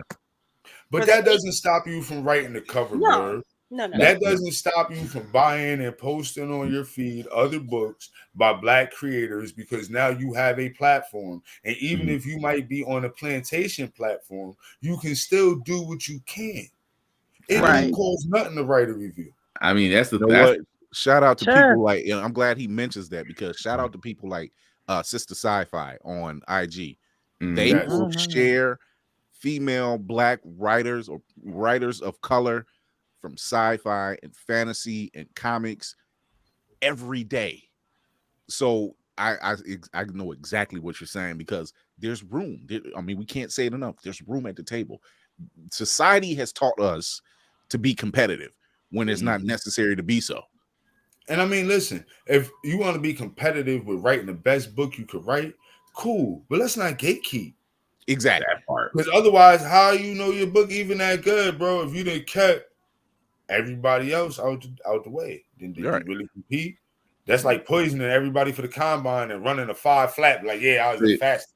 But you hit the nail on the head, though, right there. It is amazing. That's why it never ceases to amaze me that when, like Kira said, one author comes up, and you would think, because I believe in once you get to a certain point, once you are established, like you said, like hip hop used to be in the early 90s, probably almost into the 2000s. When one rapper got on, what did he do? Brought on his boy. Jay-Z gave us Memphis Bleak. We might not ever forget a man for it, but it happened. So that broke my line of thought on that one. You ain't lying, though. I mean, my bad. No, you good. I went through my windshield. I don't have a chill no more. I left that in the car with the rest of the Sandy when they pulled me out. Oh no, you good. It's just like you said. It amazed me so where they have this platform, and it's like, hey, you want something? Hey, this person just came out. This book is what they did. This is what it's about. Give it a shot. Read it. Let him know what you think, or let her know what you think. Or hey, it's never been this. I hate to go back to a Game of Thrones reference. It's never been a Hodor mentality. Like we never. It's like you rather close the door and nail it shut than hold it open. Yeah, and that's like I've never understood that. It's like if you get on, then help others get on, because it has always been more. What's more rewarding? The fact that it's just like, case in point. I'll do quick. Like say track and field. We couldn't run track and field for the longest time. 2 Black people get into it. Now we dominate the sport. Yeah. Right. I mean, at this point, but I think that's their fear. Yeah. And that's what, and I'm not saying that's the general fear among the opaque and rice cake warrior people. That, let's be honest, historically it's always been that. Whenever we get into something, we dominate. Paul Mooney said it best. Whenever we get in, we dominate. That's what he kept on saying. Wait till we figure out swimming. They thought wait till we learn to ice skate. We already skating, right? We taking over gymnastics. They was like, oh, they're never going to touch golf and tennis. Well, shut that down. Challenge all they have left is NASCAR, and I'm just waiting for the black door. They already got a sister and a brother that's doing that right now. I need one more. I need one more than a man named Bubba. That's all I'm saying. Because first time I saw him, like Bubba Watson, I was like, I'm having to close my eyes and like, of all the names you can have, you gotta be Bubba Watson. What you got? I'm not mad at the brother because he's doing his thing, but for the soul, why did your name have to be Bubba? Right. Because, bro, for the culture. You said it all. Depending on where you come from, you need that non-threatening Black name. I mean, you're right. You're right, because he couldn't roll through there with M'Baku. No, but it shouldn't be like that. It shouldn't be like that. Like, we should be able to occupy any space, however we are. So I mean, I understand what y'all saying, but he should have been able to come as M'Baku and like the best fucking M'Baku in NASCAR. You know what I'm saying? You know what? They might mess his name up a couple times, but they gonna get it right. You know, They would have got it right. Yeah, they would have got it right. Them sponsors definitely would have got it right. But that's what I'm saying. That's what I'm saying as far as literature goes, though, because literature is that next level. To me, literature is like that next level to where there's how many Black authors can you say successfully made it as far as selling and writing multiple books and getting buzz and things of that nature. That's where the next thing for us, I think it is, where not just the literature of drama, because there's plenty of books out there where it's always about drama and jail, all that stuff. But like you said, go into the world of science fiction, go into the world of fantasy, go into the worlds that for a lot of people, they'll be like, Black people love sci-fi? Yes, we do. Yeah. Right. Yes, we do like sci-fi. It was just never for us before. Right. Why do you think we rallied like we did around Sam Jackson when he showed up his mate's window? And we still hold that candle. Like, come on. Yeah. You still can't find a purple lightsaber around his mug. Like, no, you ain't lying. Like, I've tried. I don't know about that. Well, yeah, Kira got one. Kira got one. You gonna give me But, mine? I mean, you think about it, like Will said, Paul Mooney said it best. Whatever we get in, we 80s and 90s, we dominated television, sitcoms, television shows. We ran that. Yep. You know, okay, we know what we do. Like now, let's. What's the actor's name from Frank's Place? That was the father, Tim Reed, the father from Sister. He was behind that. Robert Townsend, he was behind all of that. Opening the door for these other Black actors and comedians. Let's open this door and get these people in here, because there is a talent there that's not being shown, that's not being seen, because they understood what it meant to be like, hey, I don't need these people to put me on. And I'm gonna just say like Seinfeld. I don't need Seinfeld to put me on. I'm gonna put myself on, and then when I'm done, I'm gonna put the Wayans brothers on. And then what the Wayans do, they put their whole family on. All 14 of them. Generation upon generation. Like they working on the second generation right now. Like third. I'm pretty sure there's like a great niece out there that's a stand-up comedian. If it's not a son or daughter, it's a niece or nephew. So they're putting them on, and that's how it should be. Not just family, but that's how it should be. When you open this door and you see these greats coming in the door. Harlem Nights is a prime example of putting your people on. Man. Hollywood Shuffle is a prime example of putting your people on. Yep. Right. We will never, granted, we'll probably never see another not a Hollywood show. We'll probably never see another Harlem Nights, because that is that was the pinnacle. That was the like, whoa. You'll never see that. You have 4 generations of comedians plus the 5th one coming up. Like, come on. That's because Black comedians back then were halfway gangsters anyway. Della wasn't acting. She was not acting. No, she was not acting. Like they put in work, you know. Rest in peace, Della Reese. Oh man. So when you see, not just in acting, not just in comedy, not just in sports, but you need to see, like, we're seeing it behind the camera now.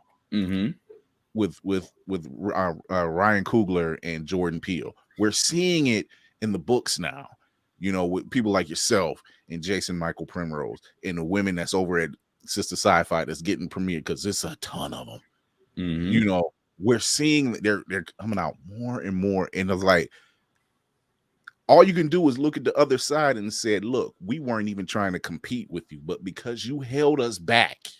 Yeah, look at all this greatness we've been saving, just unleash it. Right. So now we're getting ready to smack you over the head with it, because now we got superheroes. The next generation of Avengers are people of color. And you can't stop it. And that's the beauty part.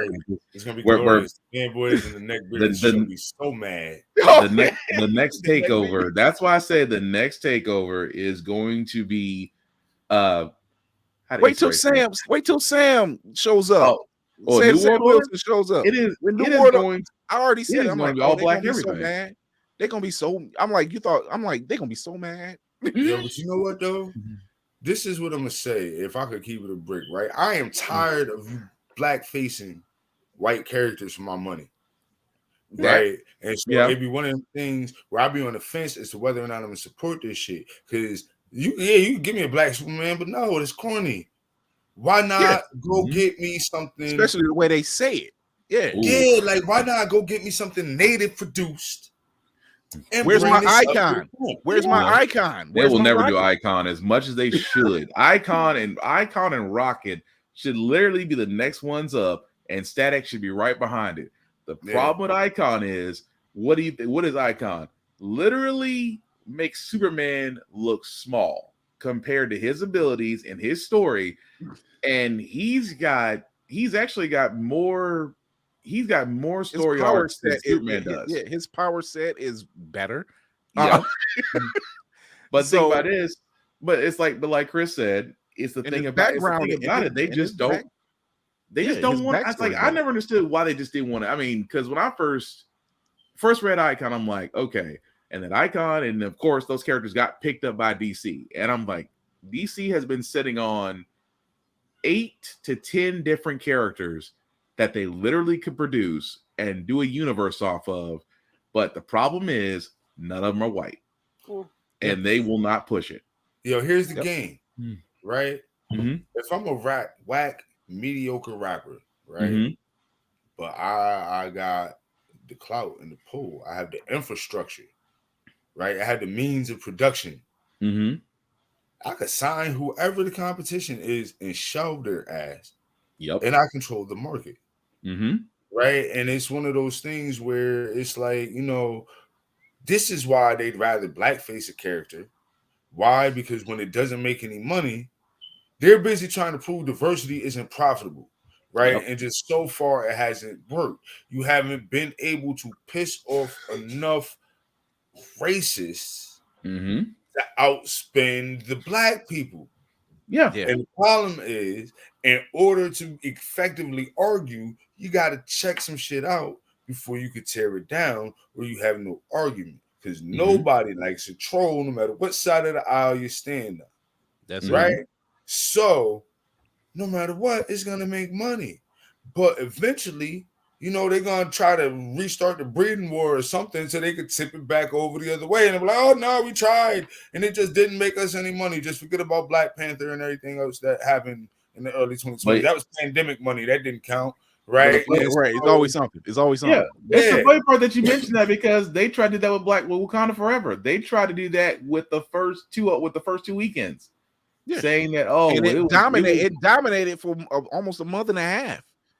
And they try to say it didn't bring in the numbers, and that some, and granted these were outside the US, these are outside the US interviews. They sat there and said, well, you know, for it to be a primarily diverse cast, it didn't do well. And I'm like, to who? Because what math are y'all doing? Because and here's a prime example of that. China said, oh, we're not going to show Black or Wakanda Forever because of a 2-second scene. And now today the news comes out that because they're so picky about what gets released over there, they're hurt on their theater money is not as strong. I'm like, that's because y'all chose the wrong path. Why can't you brainwash and subliminally message like America and let us have what we want rather than censorship? That's always been Chinese markets. I mean, they always wanted to control what their population sees. But it's still, like I said, it's still my hope that I would still love to see. I would still love to see an Icon movie. I would still love to see Blood Syndicate. I would still love to see Hardware. I still love to see Static. I would love to see those particular heroes come to the screen. Now, do I think it's going to happen under Gunn's watch? Maybe not initially, because like I said before, it's going to take somebody. It's a shit show over there anyway. DC As much as I love DC, you're right. It is the biggest load of caca this side of a horse trial. You're right. Can I ask you a question, Will? You said you love DC, right? Yeah. Now I can't my siblings was on the comics, right? I played football and doing all of that, and I didn't have the time to get into it. So I'm playing catch up, right? But everything I read about how DC treats its black artists and writers is 100% true. How can that's how do you deal with that? Because I know I struggle being a Black Tolkien fan, knowing this man imagined everything but black people, right? Everything but black people, right? And so it's like, cool, whatever. So how I make my excuses for it, but how do you as a DC fan, how do you cope with that? Knowing full well anybody that look like you can't even live. The problem with that is that as a kid you don't really consider that, but as you get older and you start you see it and you start really pulling back the curtain, it's because there was a documentary about 6 years ago about artists in comic books, and every black artist sat there and said that DC, that a black comic book artist wasn't considered a DC until 1985. 1985, and the only reason this particular man, I gotta find the documentary. The only reason that particular artist at the time was iconic was because he actually redesigned Batman. The same Batman that is currently the Michael Keaton Batman. No. This was it was a rip off the Michael Keaton Batman, but eventually it became the Batman the Animated Series. They never gave the artist credit for it. And so ever since then, it's everybody kept saying the same thing. Well, DC gave me an opportunity, but I didn't get treated as well as said other artists, or even black writers that wanted to write for DC didn't get it. Even some of their scripts got plagued, some of their scripts got taken, some of their scripts got all this. Yeah, it's a whole horror show. Yeah, bogus performance reviews getting written up for I read that article and I was just they'll never consciously get another dime of my money. They screw their artists, and it's just not in the comics. Let's look at their movies. I remember when Justice League first dropped, and one of the articles they came out with was about Cyborg. And this is our first person of color on the big screen. Where is he now? Because he blew the whistle. I said it. I made the TikTok. Y'all seen it. I made the TikTok. He blew the whistle on a toxic work environment. However, the Reverse Flash, Ezra Miller's still employed. Is still employed at this point. But still, whether they fire him or not, and helped. Let's not forget helped him. To stay. You let him come back to do reshoots while the government was looking for him. Wait, tell me. So Ezra Miller was actually really out here kidnapping people, right? Little native girls and stuff like. So this was the story. When he was in Florida, when he was in Hawaii, the people's house that he broke into were people he had known for years. I kept I'm like, he broke into the same people's house. That sounds weird. And it turns out they had a daughter, and he had known the girl since she was, I want to say 14. So she's of age now. She's 18 or 19. And during his skirmish of whatever it was, his tyranny run or whatever he was doing, he apparently had kidnapped his woman. That's super foul. Yeah. And so this involved, now the FBI's involved. Yeah. I remember hearing about this, but I never heard about him going to jail. And it's how you on movies? He went to jail. He went to jail for a little while. He went to jail when he was down there in Hawaii. He went to jail twice. Matter of fact, 3 times. Got arrested the next year. Yeah, got arrested on the day he was going to court. I mean, it's not the fact that he's still employed. It's not the fact that he's still employed, but he's still employable. Yeah. You know what I mean? He's still employable. People are still going to throw scripts at him. That's the ridiculous part. There was that. There's the whole deal down in Vermont. He had a weed farm. There's nothing wrong with you having a weed farm. However, the girl you had there who had young children, you had weapons lying around the house. A 5-year-old put a bullet in their mouth. A bullet that was just lying around the house. Like, dude, they're gonna look at her and you. And it's questionable. And that's why, and the thing about it is, and to think after all said and done, they're still pushing forward with this movie. Yeah, they're pushing forward with because it's their profit margin. Yeah, it's their albatross. They put too much into it. They have to ride with it, sink or swim. They have to ride. You canceled a $90 million film that people were really wanting. And the only reason why people wanted The Flash is because of Michael Keaton. Yep. That was the only reason. Nobody really cared because it's at the point nobody cares. It was, but you know, Ray Fisher said something, and all of a sudden, Ray Fisher said, "Yo, this dude back here, he cutting up. He talking about the women. He got these crazy work environment. He changed up the script and made me look stupid." You know, even though I was talking to the previous director that they fired and for no reason, and it was chaos. And then while the FBI is looking for Ezra Miller, he ain't nowhere to be found. All of a sudden, news comes out that he was secretly doing reshoots for The Flash. If that is not the most messed up TLC, how in the world does this happen story? No, and it's 100% America. true. America must uphold the right for brown people to be stolen by not brown people. Otherwise, the whole thing just falls apart. Yeah, like not America. America. No. Right. America. Like they got it. Like, oh, wait a minute now. Sometimes you just got to steal some brown people. He be all right. He put it back, right? Like, yo, he put it back, right? Exactly. He put it back. But that's no foul, right? They never got to that's what I'm saying. On it. Like when halfway grandfathers, that was just a funny weekend at college for them.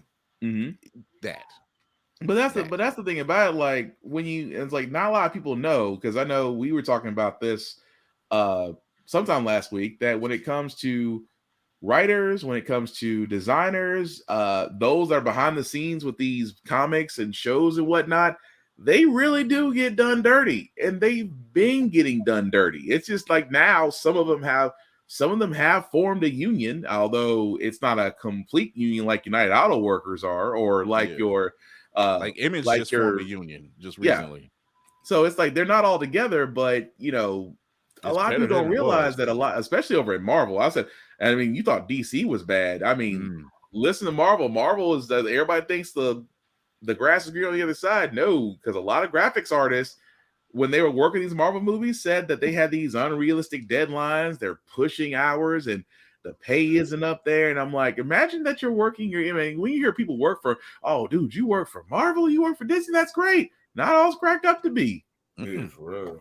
I mean, it really they doing a job they're passionate about, or they're doing a craft they're passionate about. But how many times have we been online on social media and we seen this artist or this writer now has a GoFundMe because their health is bad.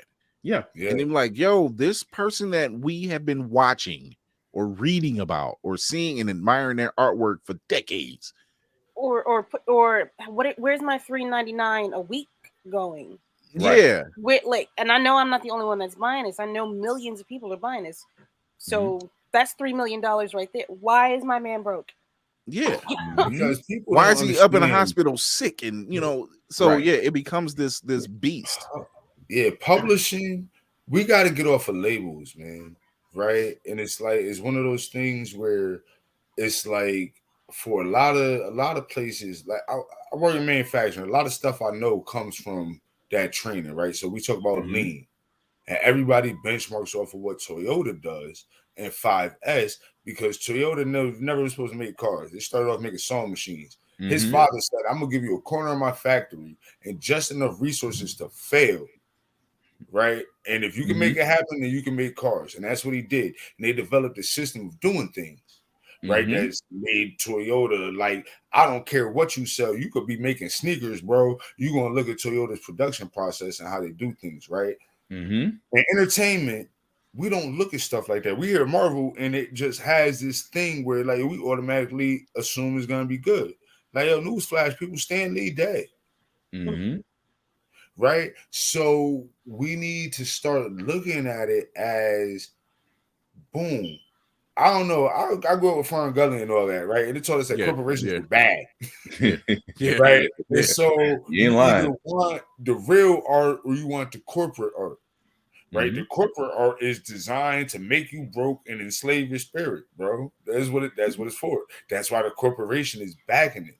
And until the fandom and the people that spend their money demand, right? Like, listen, everybody support the Starbucks union. Why? Because you got tired of seeing your favorite barista up there looking like they about to put extra bubbles in your iced coffee, right? So nobody liked that feeling. So everybody was all solidarity with it, right? Yeah. Until, you know, right now, as an artist, you don't have the means of production, right? You make the art, but it's really all about the fans. Right? And until the fans say, hey, I'm not spending my money till you treat my people better, right? Because I really like this guy, right? And if you're treating him like crap, I'm not gonna pay you to treat him like crap. But the company's never gonna come to that conclusion on their own. No. Like, that's up to us is the fans and the people that make the fandom to demand, like, listen, we're not gonna break bread with you if you mistreat people. Or we just got to give people the opportunity to say, hey, listen, like, we going to blow up your little indie project because it's dope, not because it's got this easily recognizable branding behind it. Well, I mean, that's the thing, though. It's just like you said, money will always decide whether something halts or goes. The problem with this is the mouse is a monster. DC is a monster. The problem is that they have worked the system so well. I mean, you gotta think comics, merchandising, Disney Plus subscriptions, the networks that they own, especially Disney. I think Disney, I almost want to say, owns 70% of almost every media out there. I want to say 70, 75. But what is it? ABC, Disney, Hulu, ESPN, Fox. Yep. And that's pretty much the majority of what's on network television right now. Oh, Funimation. They have Crunchyroll or some parts. Yeah, of they're working. Yeah, I think they got Funimation, but I wouldn't be surprised they got Crunchyroll too, because Crunchyroll and Funimation are together now. Oh, well, in that case, they made that deal last year, I think it was. Yeah. Oh, in that case, the mouse has the gauntlet. The mouse literally has It's a step away from owning Sony. Like it's just like a step away. That's why I really thought they were gonna let Simon and Schuster, right, and then go through with that merger, because I was like, well, nobody stopped Disney from controlling all of entertainment. They'll waive antitrust laws when they feel like it, because the funny part is they waived it with AOL Time Warner, but they didn't waive it. They didn't waive it when the video game acquisitions happened. Yes. Like right now they're trying to halt Xbox buying Activision. Well, this is why. You ever look at how much United States military stuff gets advertised in video games? Oh yeah. Right. That's how they do it right there. This is why the NFL couldn't protect their most valuable resource during the kneeling gate, right? Because the Department of Defense was like, Department of Defense out there. Do that. Well, and that you gotta think though, because this is where it benefits the Department of Defense. They pay the NFL buku bucks every year, and the NFL doesn't want to lose money. At the same time, look at your top selling multiplayers. You know, Call of Duty, Counter-Strike, Rainbow Six. I mean, take your pick as you go down. Not even counting the sandbox games, but most of your games that they're involved army based. Most of your first person shooters, So it's like, as a side note, here's the power of it. After years of SOCOM, right? Y'all remember SOCOM? Right. I come back from school, right, for the summer. What am I doing? What do I want to be? Me and my cousin, we out there rowing boats and trying to swim back to shore because we want to be SEAL pups. Why? Because it's been programmed from the start of puberty to now we old enough to enlist. until it came time to get on the boat. I was like, yo, bro, you know, that's the one time we got on some boats with some people that didn't look like us. It didn't work out so good. I don't know if I want to be a sailor, bro. Like that's why I say that's why I say I can't argue that, because I was the same way. I had two cousins that were in the Army, and of course we all play the same games, like you said. I turned 18. I was about to walk right to the enlistment office. Both my cousins stopped me and said, "No, go to college."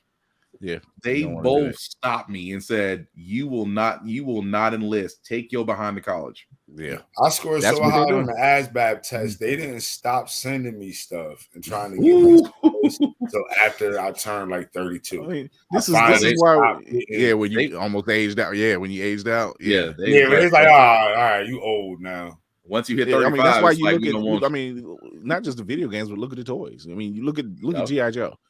They pushed it to the point where you wanted to join one of the services because you thought you were brainwashed into like, we're gonna be like G.I. Joe. We're gonna go over there and kill Cobra Commander. If you couldn't be a Transformer, you had to be a Joe. You had to do something. And even that's in a military type. I just wanted a Gundam, right? That's all I wanted, right? I just wanted a Gundam. Like I just wanted a Gundam. Like, yeah, I signed up for that. Like, they'd have got me for that. Like, what you mean mobile suit, sir? I ain't gonna lie. That what do you mean exactly? These things can? Oh, they can. Okay. Well, I tell you what. Rail guns. Rail guns. Like, they had me hook, line, and sinker, bro. Right. And the nerd would have been like, "Nah, we can do this." Right. So I mean, it just goes to show you exactly what goes on. Yeah, how deep beyond runs. Yeah, beyond the veil, I guess you could say. Yeah. You know, so I heard somebody call it a blood ritual, bro, and it's simple and it don't never change. And I thought they was violent for a second till I really thought about it. And it's like, look, from a Buffalo Soldier to Call of Duty Ghost, bro, how really different is it? Fair point. Yeah, I've been pondering that all day. Had me messed up from like 7:30 this morning. Like, damn. I said the same thing for the longest time. I said every time Call of Duty came out, I said, "Y'all really willing to spend $60 for the same game?" Yeah. I said, y'all really willing to down that hill. But nah, bro. Like, back when I could play video games, like I've said, it's funny, I can't play video games no more. You think I would save money, right? Because I'm not spending $80 to download something. Oh, right? God. I ain't even getting physical disc no more. It's so disrespectful. It's like there ain't no physical disc. My son was like, "No, Dad, you just put the code in." I'm like, "This is bullshit. I don't want the code. I want the disc. I want the little man that paid the plastic case." Like, there's no way I could justify this now. This is bullshit. I had my moment. I had that moment where I was like, when you had the case, we had the nice little top shelf, the type shelf where you just had everything in alphabetical order, and you had that white glove treatment, especially for the disc. I was particular. You had the Butler white gloves you had to put on and be like, you know what? We're gonna treat this thing like a 45. You're gonna pull this thing out very nicely. You're gonna make sure it's that's scuffed up. Let me get this ethanol real quick and just go over it ever so nicely before we start playing this. But no, I mean, you're right though. It's the nature of the beast, is what it is. And I mean, I'm glad that we're at the point where we know better now. Like we know better, we see better, we do better for the whole. We hope. So I don't know. It's crazy how we see it, but before we get out of here, what you guys do is so important, man. Like highlighting Blerd culture, right? Because as we see now, it's real popular to be a Blerd. I remember when I had to fight niggas about not watching anime that I knew for a fact I watched, right? Like now it's popular. What you mean I watch Naruto? You want to run 30? Like, what up? You can't be telling people that shit. Like, I would tell you when we closet ones. The job I used to work at years ago, when somebody had mentioned Goku, they said Goku, and I waited like a week, and then I'm like, "Yo, you watch Dragon Ball?" He was like, "Yeah, you do," and I'm like, "Nigga." Kindred spirits have been found. And then, like the other dude, we was on lunch break, and I see him pop over in the comic. I'm like, "Yo." So, I'll say this one time and one time alone. There are 3 ways that we can achieve world peace: sports, video games, comic books, and anime. That's it. Guarantee you're gonna be. Look, I guarantee in any given situation, there's gonna be at least 4 people you can vibe with off one of those 3 things, or all and all together. Until you tell me I used to use the argument, like, Chris, you read comics? I'm like, Wu-Tang reads comics. I don't want to hear it. Like, yo, it used to be like that. Like, yo, were you really like? I think it's cool that my son now can just be who he is and like what he like without no fear, right? Because you didn't even be hard back in the day, but you had to be hard just in case somebody found out that you played the violin and was good at math and shit, right? So now you really had to be gangster because you know, and so it's like, yo, this is the power of what we're doing. Right. And as long as, like I said, everybody, like, I had a tutor one time that said you can't jump from the attic to the basement, Chase. That was her famous thing, right? Because everybody used to tell me I was smart. So I took it personally when I didn't understand something, right? Like, I was mad, like big mad, right? And she's like, yo, what do you expect? Like, what do you expect, just to jump from the bottom floor to the top floor without walking up the steps? And so it's like, listen, we want to decolonize everything, right? Tear down the power structures. Nah, it starts in the imagination. Right? What they say, the revolution wouldn't be televised. Why? Because it's here. And so until we start decolonizing imaginations, right, then we can start changing the world. Right? Then we can start really changing the world. Because it's like now, until they say familiarity breeds contempt, right? So it's like once you get used to seeing Black people, right, in places and positions of power and just living their natural Black lives, eventually you will be inoculated to it. Like, you know, you're allergic to dogs. Then you spend 6 months with a dog. Now all of a sudden your eyes ain't itching, your throat ain't itching, and you can breathe. Right? Because, like, yo, you've been introduced to it. And so I think that as long as, like, y'all keep doing what you're doing, right, which providing a platform to people like me, it makes it a lot less thankless to do what we do. You know what I'm saying? I appreciate that, man. I mean, that's what I built it for. I built it just for this, you know, to talk about the stuff that we love, but it's from our perspective, you know, and looking at, you know, not just this interview, but hearing the news about the Golden Globes. This is probably the blackest night ever. For real. For real. Like it's the blackest night, and it's just mid-January right now. So you love to see it. You love to see it when it's a man. You love to go see to work black with a cigar in my mouth or something. I'm like, what? You didn't hear? They're not gonna they sure not gonna talk about it at my job, not in front of me. What you want to talk about? Oh, none of your people? Oh, let's see. That's when you see, Kara. That's when you pull a Dave Chappelle and just go in there and just like, you know what? Let's talk about what happened last night and just be ultimately petty. Oh my God! So before we get out of here, Chase, yes, sir. Tell everybody where they can find you. Tell everybody where they can get your book. And by the way, y'all gonna get this book. Y'all gonna get this book. Please do. I've been vibing a lot on TikTok lately, so y'all can follow me at SFOR the Culture on TikTok, or you can find me on Instagram. Actually, Chase Bolling Author. I got a hat. Somebody pretending to be me, so I'm actually Chase Bolling Author, not the imposter. And you can definitely. I'm asking everybody. No, it's the way you said that on Amazon. Oh, right. Man, it's just the way you said that. It reminded me of a skit from, I don't know if you know who the rap group is, Little Brother, from out of North Carolina. And there's a skit one of them do. Not the man. Yeah, it's the skit. He say, he's like, you Roy Lee 1. Like, because Questlove was interviewing him. He's like, you Roy Lee 1? He was like, no, I'm Roy Lee 8. It was 7 other niggas that got to it before me. So, oh man, but yeah, this Vanguard, a Dread and Glorious Kingdom, man. You need to check this out.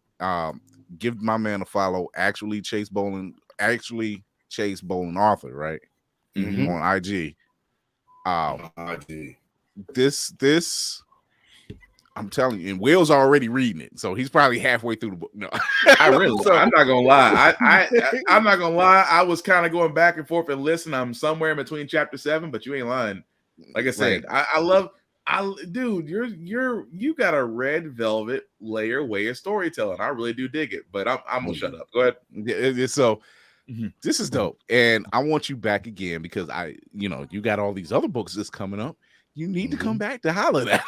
Oh yeah, definitely. Anytime, man. I'm always down to come back and vibe. This was fun, man. You know what I'm saying? So I am definitely down to come back. Next project I'm working on is set in the 13th century, and it's based on the descendants of Fulani Moors who came to fight in Al-Andalus with Yusuf ibn Tashfin. I know they love to swear that we wasn't there, but I've been in some rabbit holes about genetic and the Tufians and Ibero-Masurians and so I would love to see what sources you cite because I'm a history nut too. If you just point me in the right direction because I want to read about that too myself. I got you. There's Afro Asiatica, right? It's a website on Blogspot. This sister has done so much excellent. Right when I need a damn pen. Yeah. Okay, say that again. As a matter of fact, if y'all hit me on the gram, I'll send you some links to some stuff that I got entire bookmark folders. I'll drop it in the chat. I'll drop it in the chat. No. And I'll definitely put y'all on because I felt like that was something that needed to be told. And so I wanted something like Black Tolkien, right, where we were represented, but still with that real connection to real world history. And so I've been working on that. I'm about 32,000 words deep. So, nice. Maybe I'll send a little sample out, a little beta sample before I finish it. Let you see what I'm working with. Is not playing. Next up, I got this other joint. It's called the Constellation of Fates. Right? Think Barry Gordy's The Last Dragon meets Star Wars and Don't Look Up. Nice. And so I'm gonna take my glasses off to that one because damn. Right. You know what? I was sitting here like, damn, how did he come up with these titles? Excuse me? He won me over when he said The Last Dragon in the Star Wars, and I'm like, Last Dragon Star. Oh, I like that concept. Has already got my attention. You had me at 2, but now you got me on a hold at the 3 of them together. So I've been dipping and dabbling. The last one I'm working on is called The Thing That Ate the White People. And and trust me, it's not as racist as it sounds, but pretty much nature doesn't eat us with the same alarming regularity that it happens to our lesser melanated counterparts, like sinkholes. And so obviously they must taste better for some strange reason. I think maybe because of the lack of oxidative stress associated with racism. They probably taste better. That's right up my alley right there. And so this one is set in the piney woods of West Virginia, where our main character has left the urbanized East to some inherited land because the rent is too damn high. And this is inspired on a real life story because they raised my rent like $1,100 during the middle of the pandemic, right? And so, I wish everybody from New York would just go back where the fuck they came from, please. Now, say it again. Say it again. Go home. Go back to your borough. I don't know why y'all move east when you could go west to Pennsylvania and make the Amish shit expensive. Messing up the traffic patterns in the street. We can't cross the street without people blocking up the whole. Y'all getting on the bootleggers clothes. Everybody going to jail because y'all don't know how to use nothing. Just go home. Well, I thought you know what? Thank you, Chase. I guess I can't complain now. I can't complain now. I'm good. So, but I'm working on that. Like that's coming a little slow because I had to be very careful, and I wanted to be funny. So it's like you were already on that page with the title. That's why I call it that. And it's like, there's a concept title and there's the actual title. And every once in a blue moon, the concept title stick. And so even if I do like somebody pick it up and publish it and call it something totally different, that book will always be called The Thing That Ate the White People, because my brain don't work the way it probably supposed to work, and that's just the only way I'm gonna remember it now. So like, trust me, if I give you a nickname, I swear to God, I ain't been ignorant. I went through my windshield. I'll forget something while I'm doing it. So it's no, that just means your brain is working right, because your brain is working fine. You're good. Your brain's working fine. Don't worry. The next time you come on, I'll be like, so how's the thing that ate the white people going? I definitely will have some updates. I need accountability partners, man, because I just need that. I just need that on a book. I don't care. The cover. I don't care. I can see Will carrying the book. I don't care if it's a long story. I just need that. Right. I can't wait to see the cover. Like, I will just. It was giving me 50s vibes, like them old black and white horror 50s television. Like the thing from the swamp. Yeah, right. And really, they was talking about us and trying to be creative about it and shit. But this actually white people. I will start a book club just with that. Start with that book. Because today's reading, kids. That'd be the kids' reading hour. Kids gather around. We are now gonna read from The Thing That Ate the White People. We always tend to be the savior, right? It's always the strong black friend, the witty black friend. Like, so I wanted to play with the magical Negro trope, right? Because like, what happens when Negroes stop being magical, bro? Ooh. What happens when we really can't save you? Ooh. Like, what happens when you really bite on some more than you can chew, and we just like, oh, I'm sorry, kind of. But you end up like Roger from Night of the Demons. What if Roger became a movement? That's right. Roger became a movement. So like, I definitely want to have some fun with it, because we need more black joy. We too many people make money with black pain, right? Mm-hmm. And so like that's why I wrote the Vanguard is Black Victory. Like, and I tell it, like, if you don't like my book, then you just like Nazis, right? Like, we gotta go early 2000s Republicans with it, because, like, I mean, what's more cathartic than just, That's why we cheered like we did every episode of Lovecraft Country. You know what, man? When that show went off air, I was terrified, right? Because I was like, damn, bro, you mean to tell me we got the black trauma and the black dopeness, and they still couldn't keep it on the air? Right, and Misha Green and them going with 18 nominations. You got a history. The history lesson was too much for the expired. They knowing too much. They finding out too much. It's too much. That history lesson killed them. Look, wait, hold on. Here, look at Kira. Kira's face is saying it all. She's like, the esoteric nature of really what they were doing, right? And if you think about the magical stuff that they were doing, and then throw slavery in the context of this, man, please, they couldn't have let that fucking show run too long. Right. We think we're in danger now, bro. Look what happened as a black president, bro. Just imagine what they might do after that, who they might elect. Oh, I just remember the Google searches after those first 2 episodes came out, where some people did not believe that sundown towns was a real thing. What? Some people did not believe it. They did not believe that. No. Even after the Watchmen, when they did the reboot. When the Watchmen did it, nobody knew what the hell Black Wall Street was. Nobody. I knew I had known about it maybe 20 years ago. Yeah. Mm-hmm. But I remember going to work and asking an older lady, did she ever hear about it? She was like, I've never heard of that. I asked my mother-in-law. She's never heard of it. And she's from West Virginia.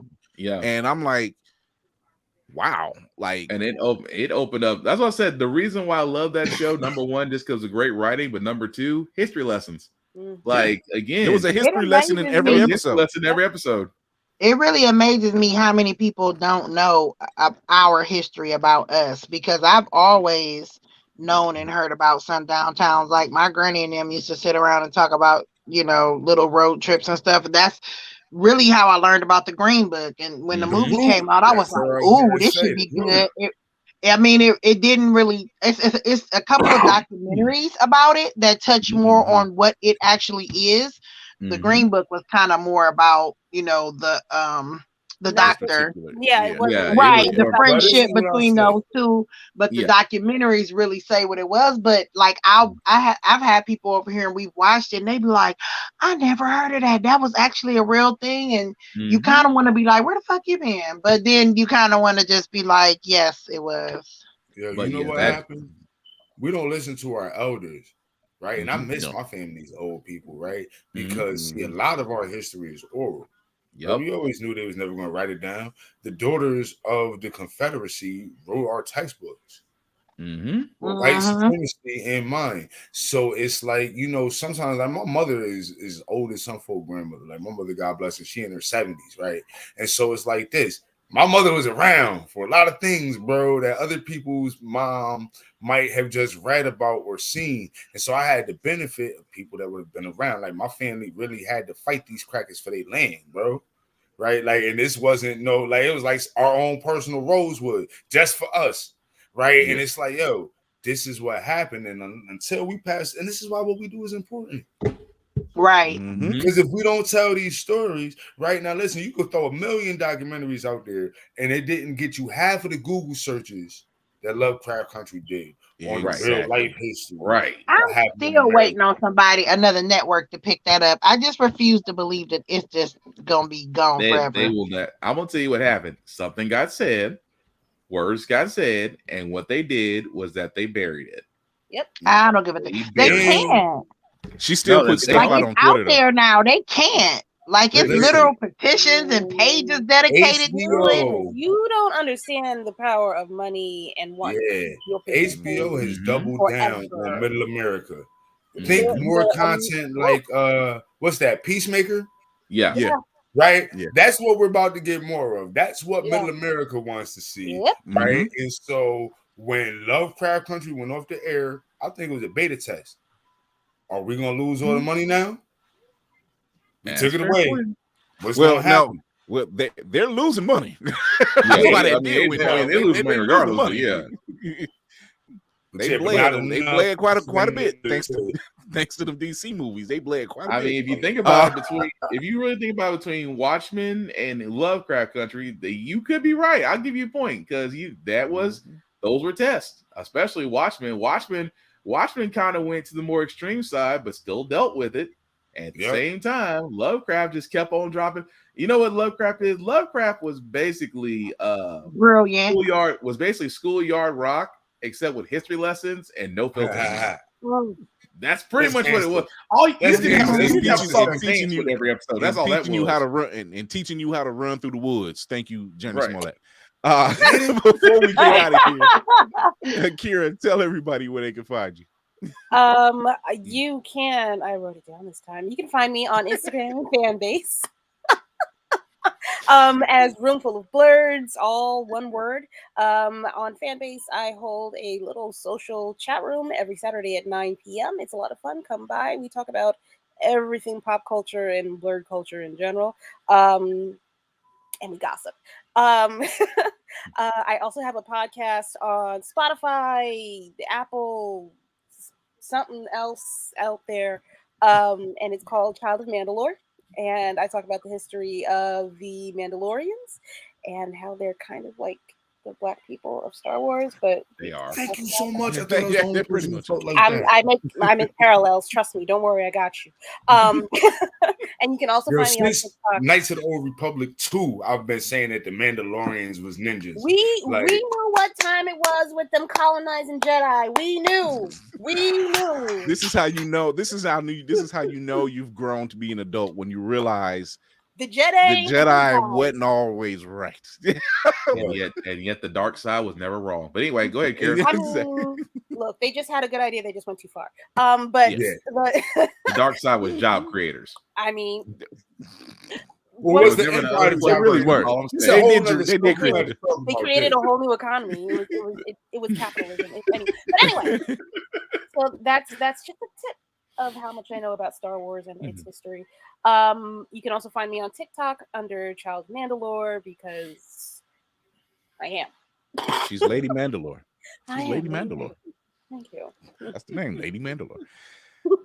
Will.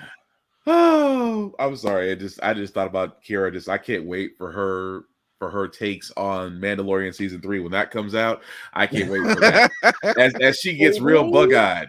They better have at least one black Mandalorian underneath that damn mask. That's the only thing I'm gonna say. That's what I'm saying, bro. They better have one. Mandalorians is a lot more brown in the game. Swarthy, dog. Like I just need the black saber to stay where it is. I want to see it. But anyway, Black Box 447 is where you can find me, guys, on all socials, TikTok, Instagram, Snapchat, all that good stuff. I also do have a couple of podcasts that you can find on YouTube and on Facebook by their names. How the Frack We Got Here, my usual daily news political podcast, my video game podcast that I have with my buddy Joe Tonello called Get Bit Podcast. And of course, as Chris has said at the beginning of the show, I do usually handle the wrestling side of Blerd's Eye View. Why? Because wrestling is real, people are fake. Shout out to Miss Candy for that one. And by the way, Stephanie McMahon has resigned her co-CEO chair, and her father is one of the executives. I don't know what the hell happened. Vince is not running for office in Connecticut. Take her back. So where is the Imperial March when you need it? Just hear Vince McMahon just with smoke entering the room, just like I've returned.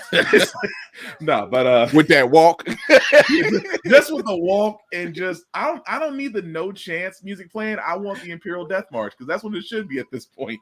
Because WWE's about to get sold, but you can usually find my articles on Blerd's Eye View. Aside from that, guys, like I usually say at the end.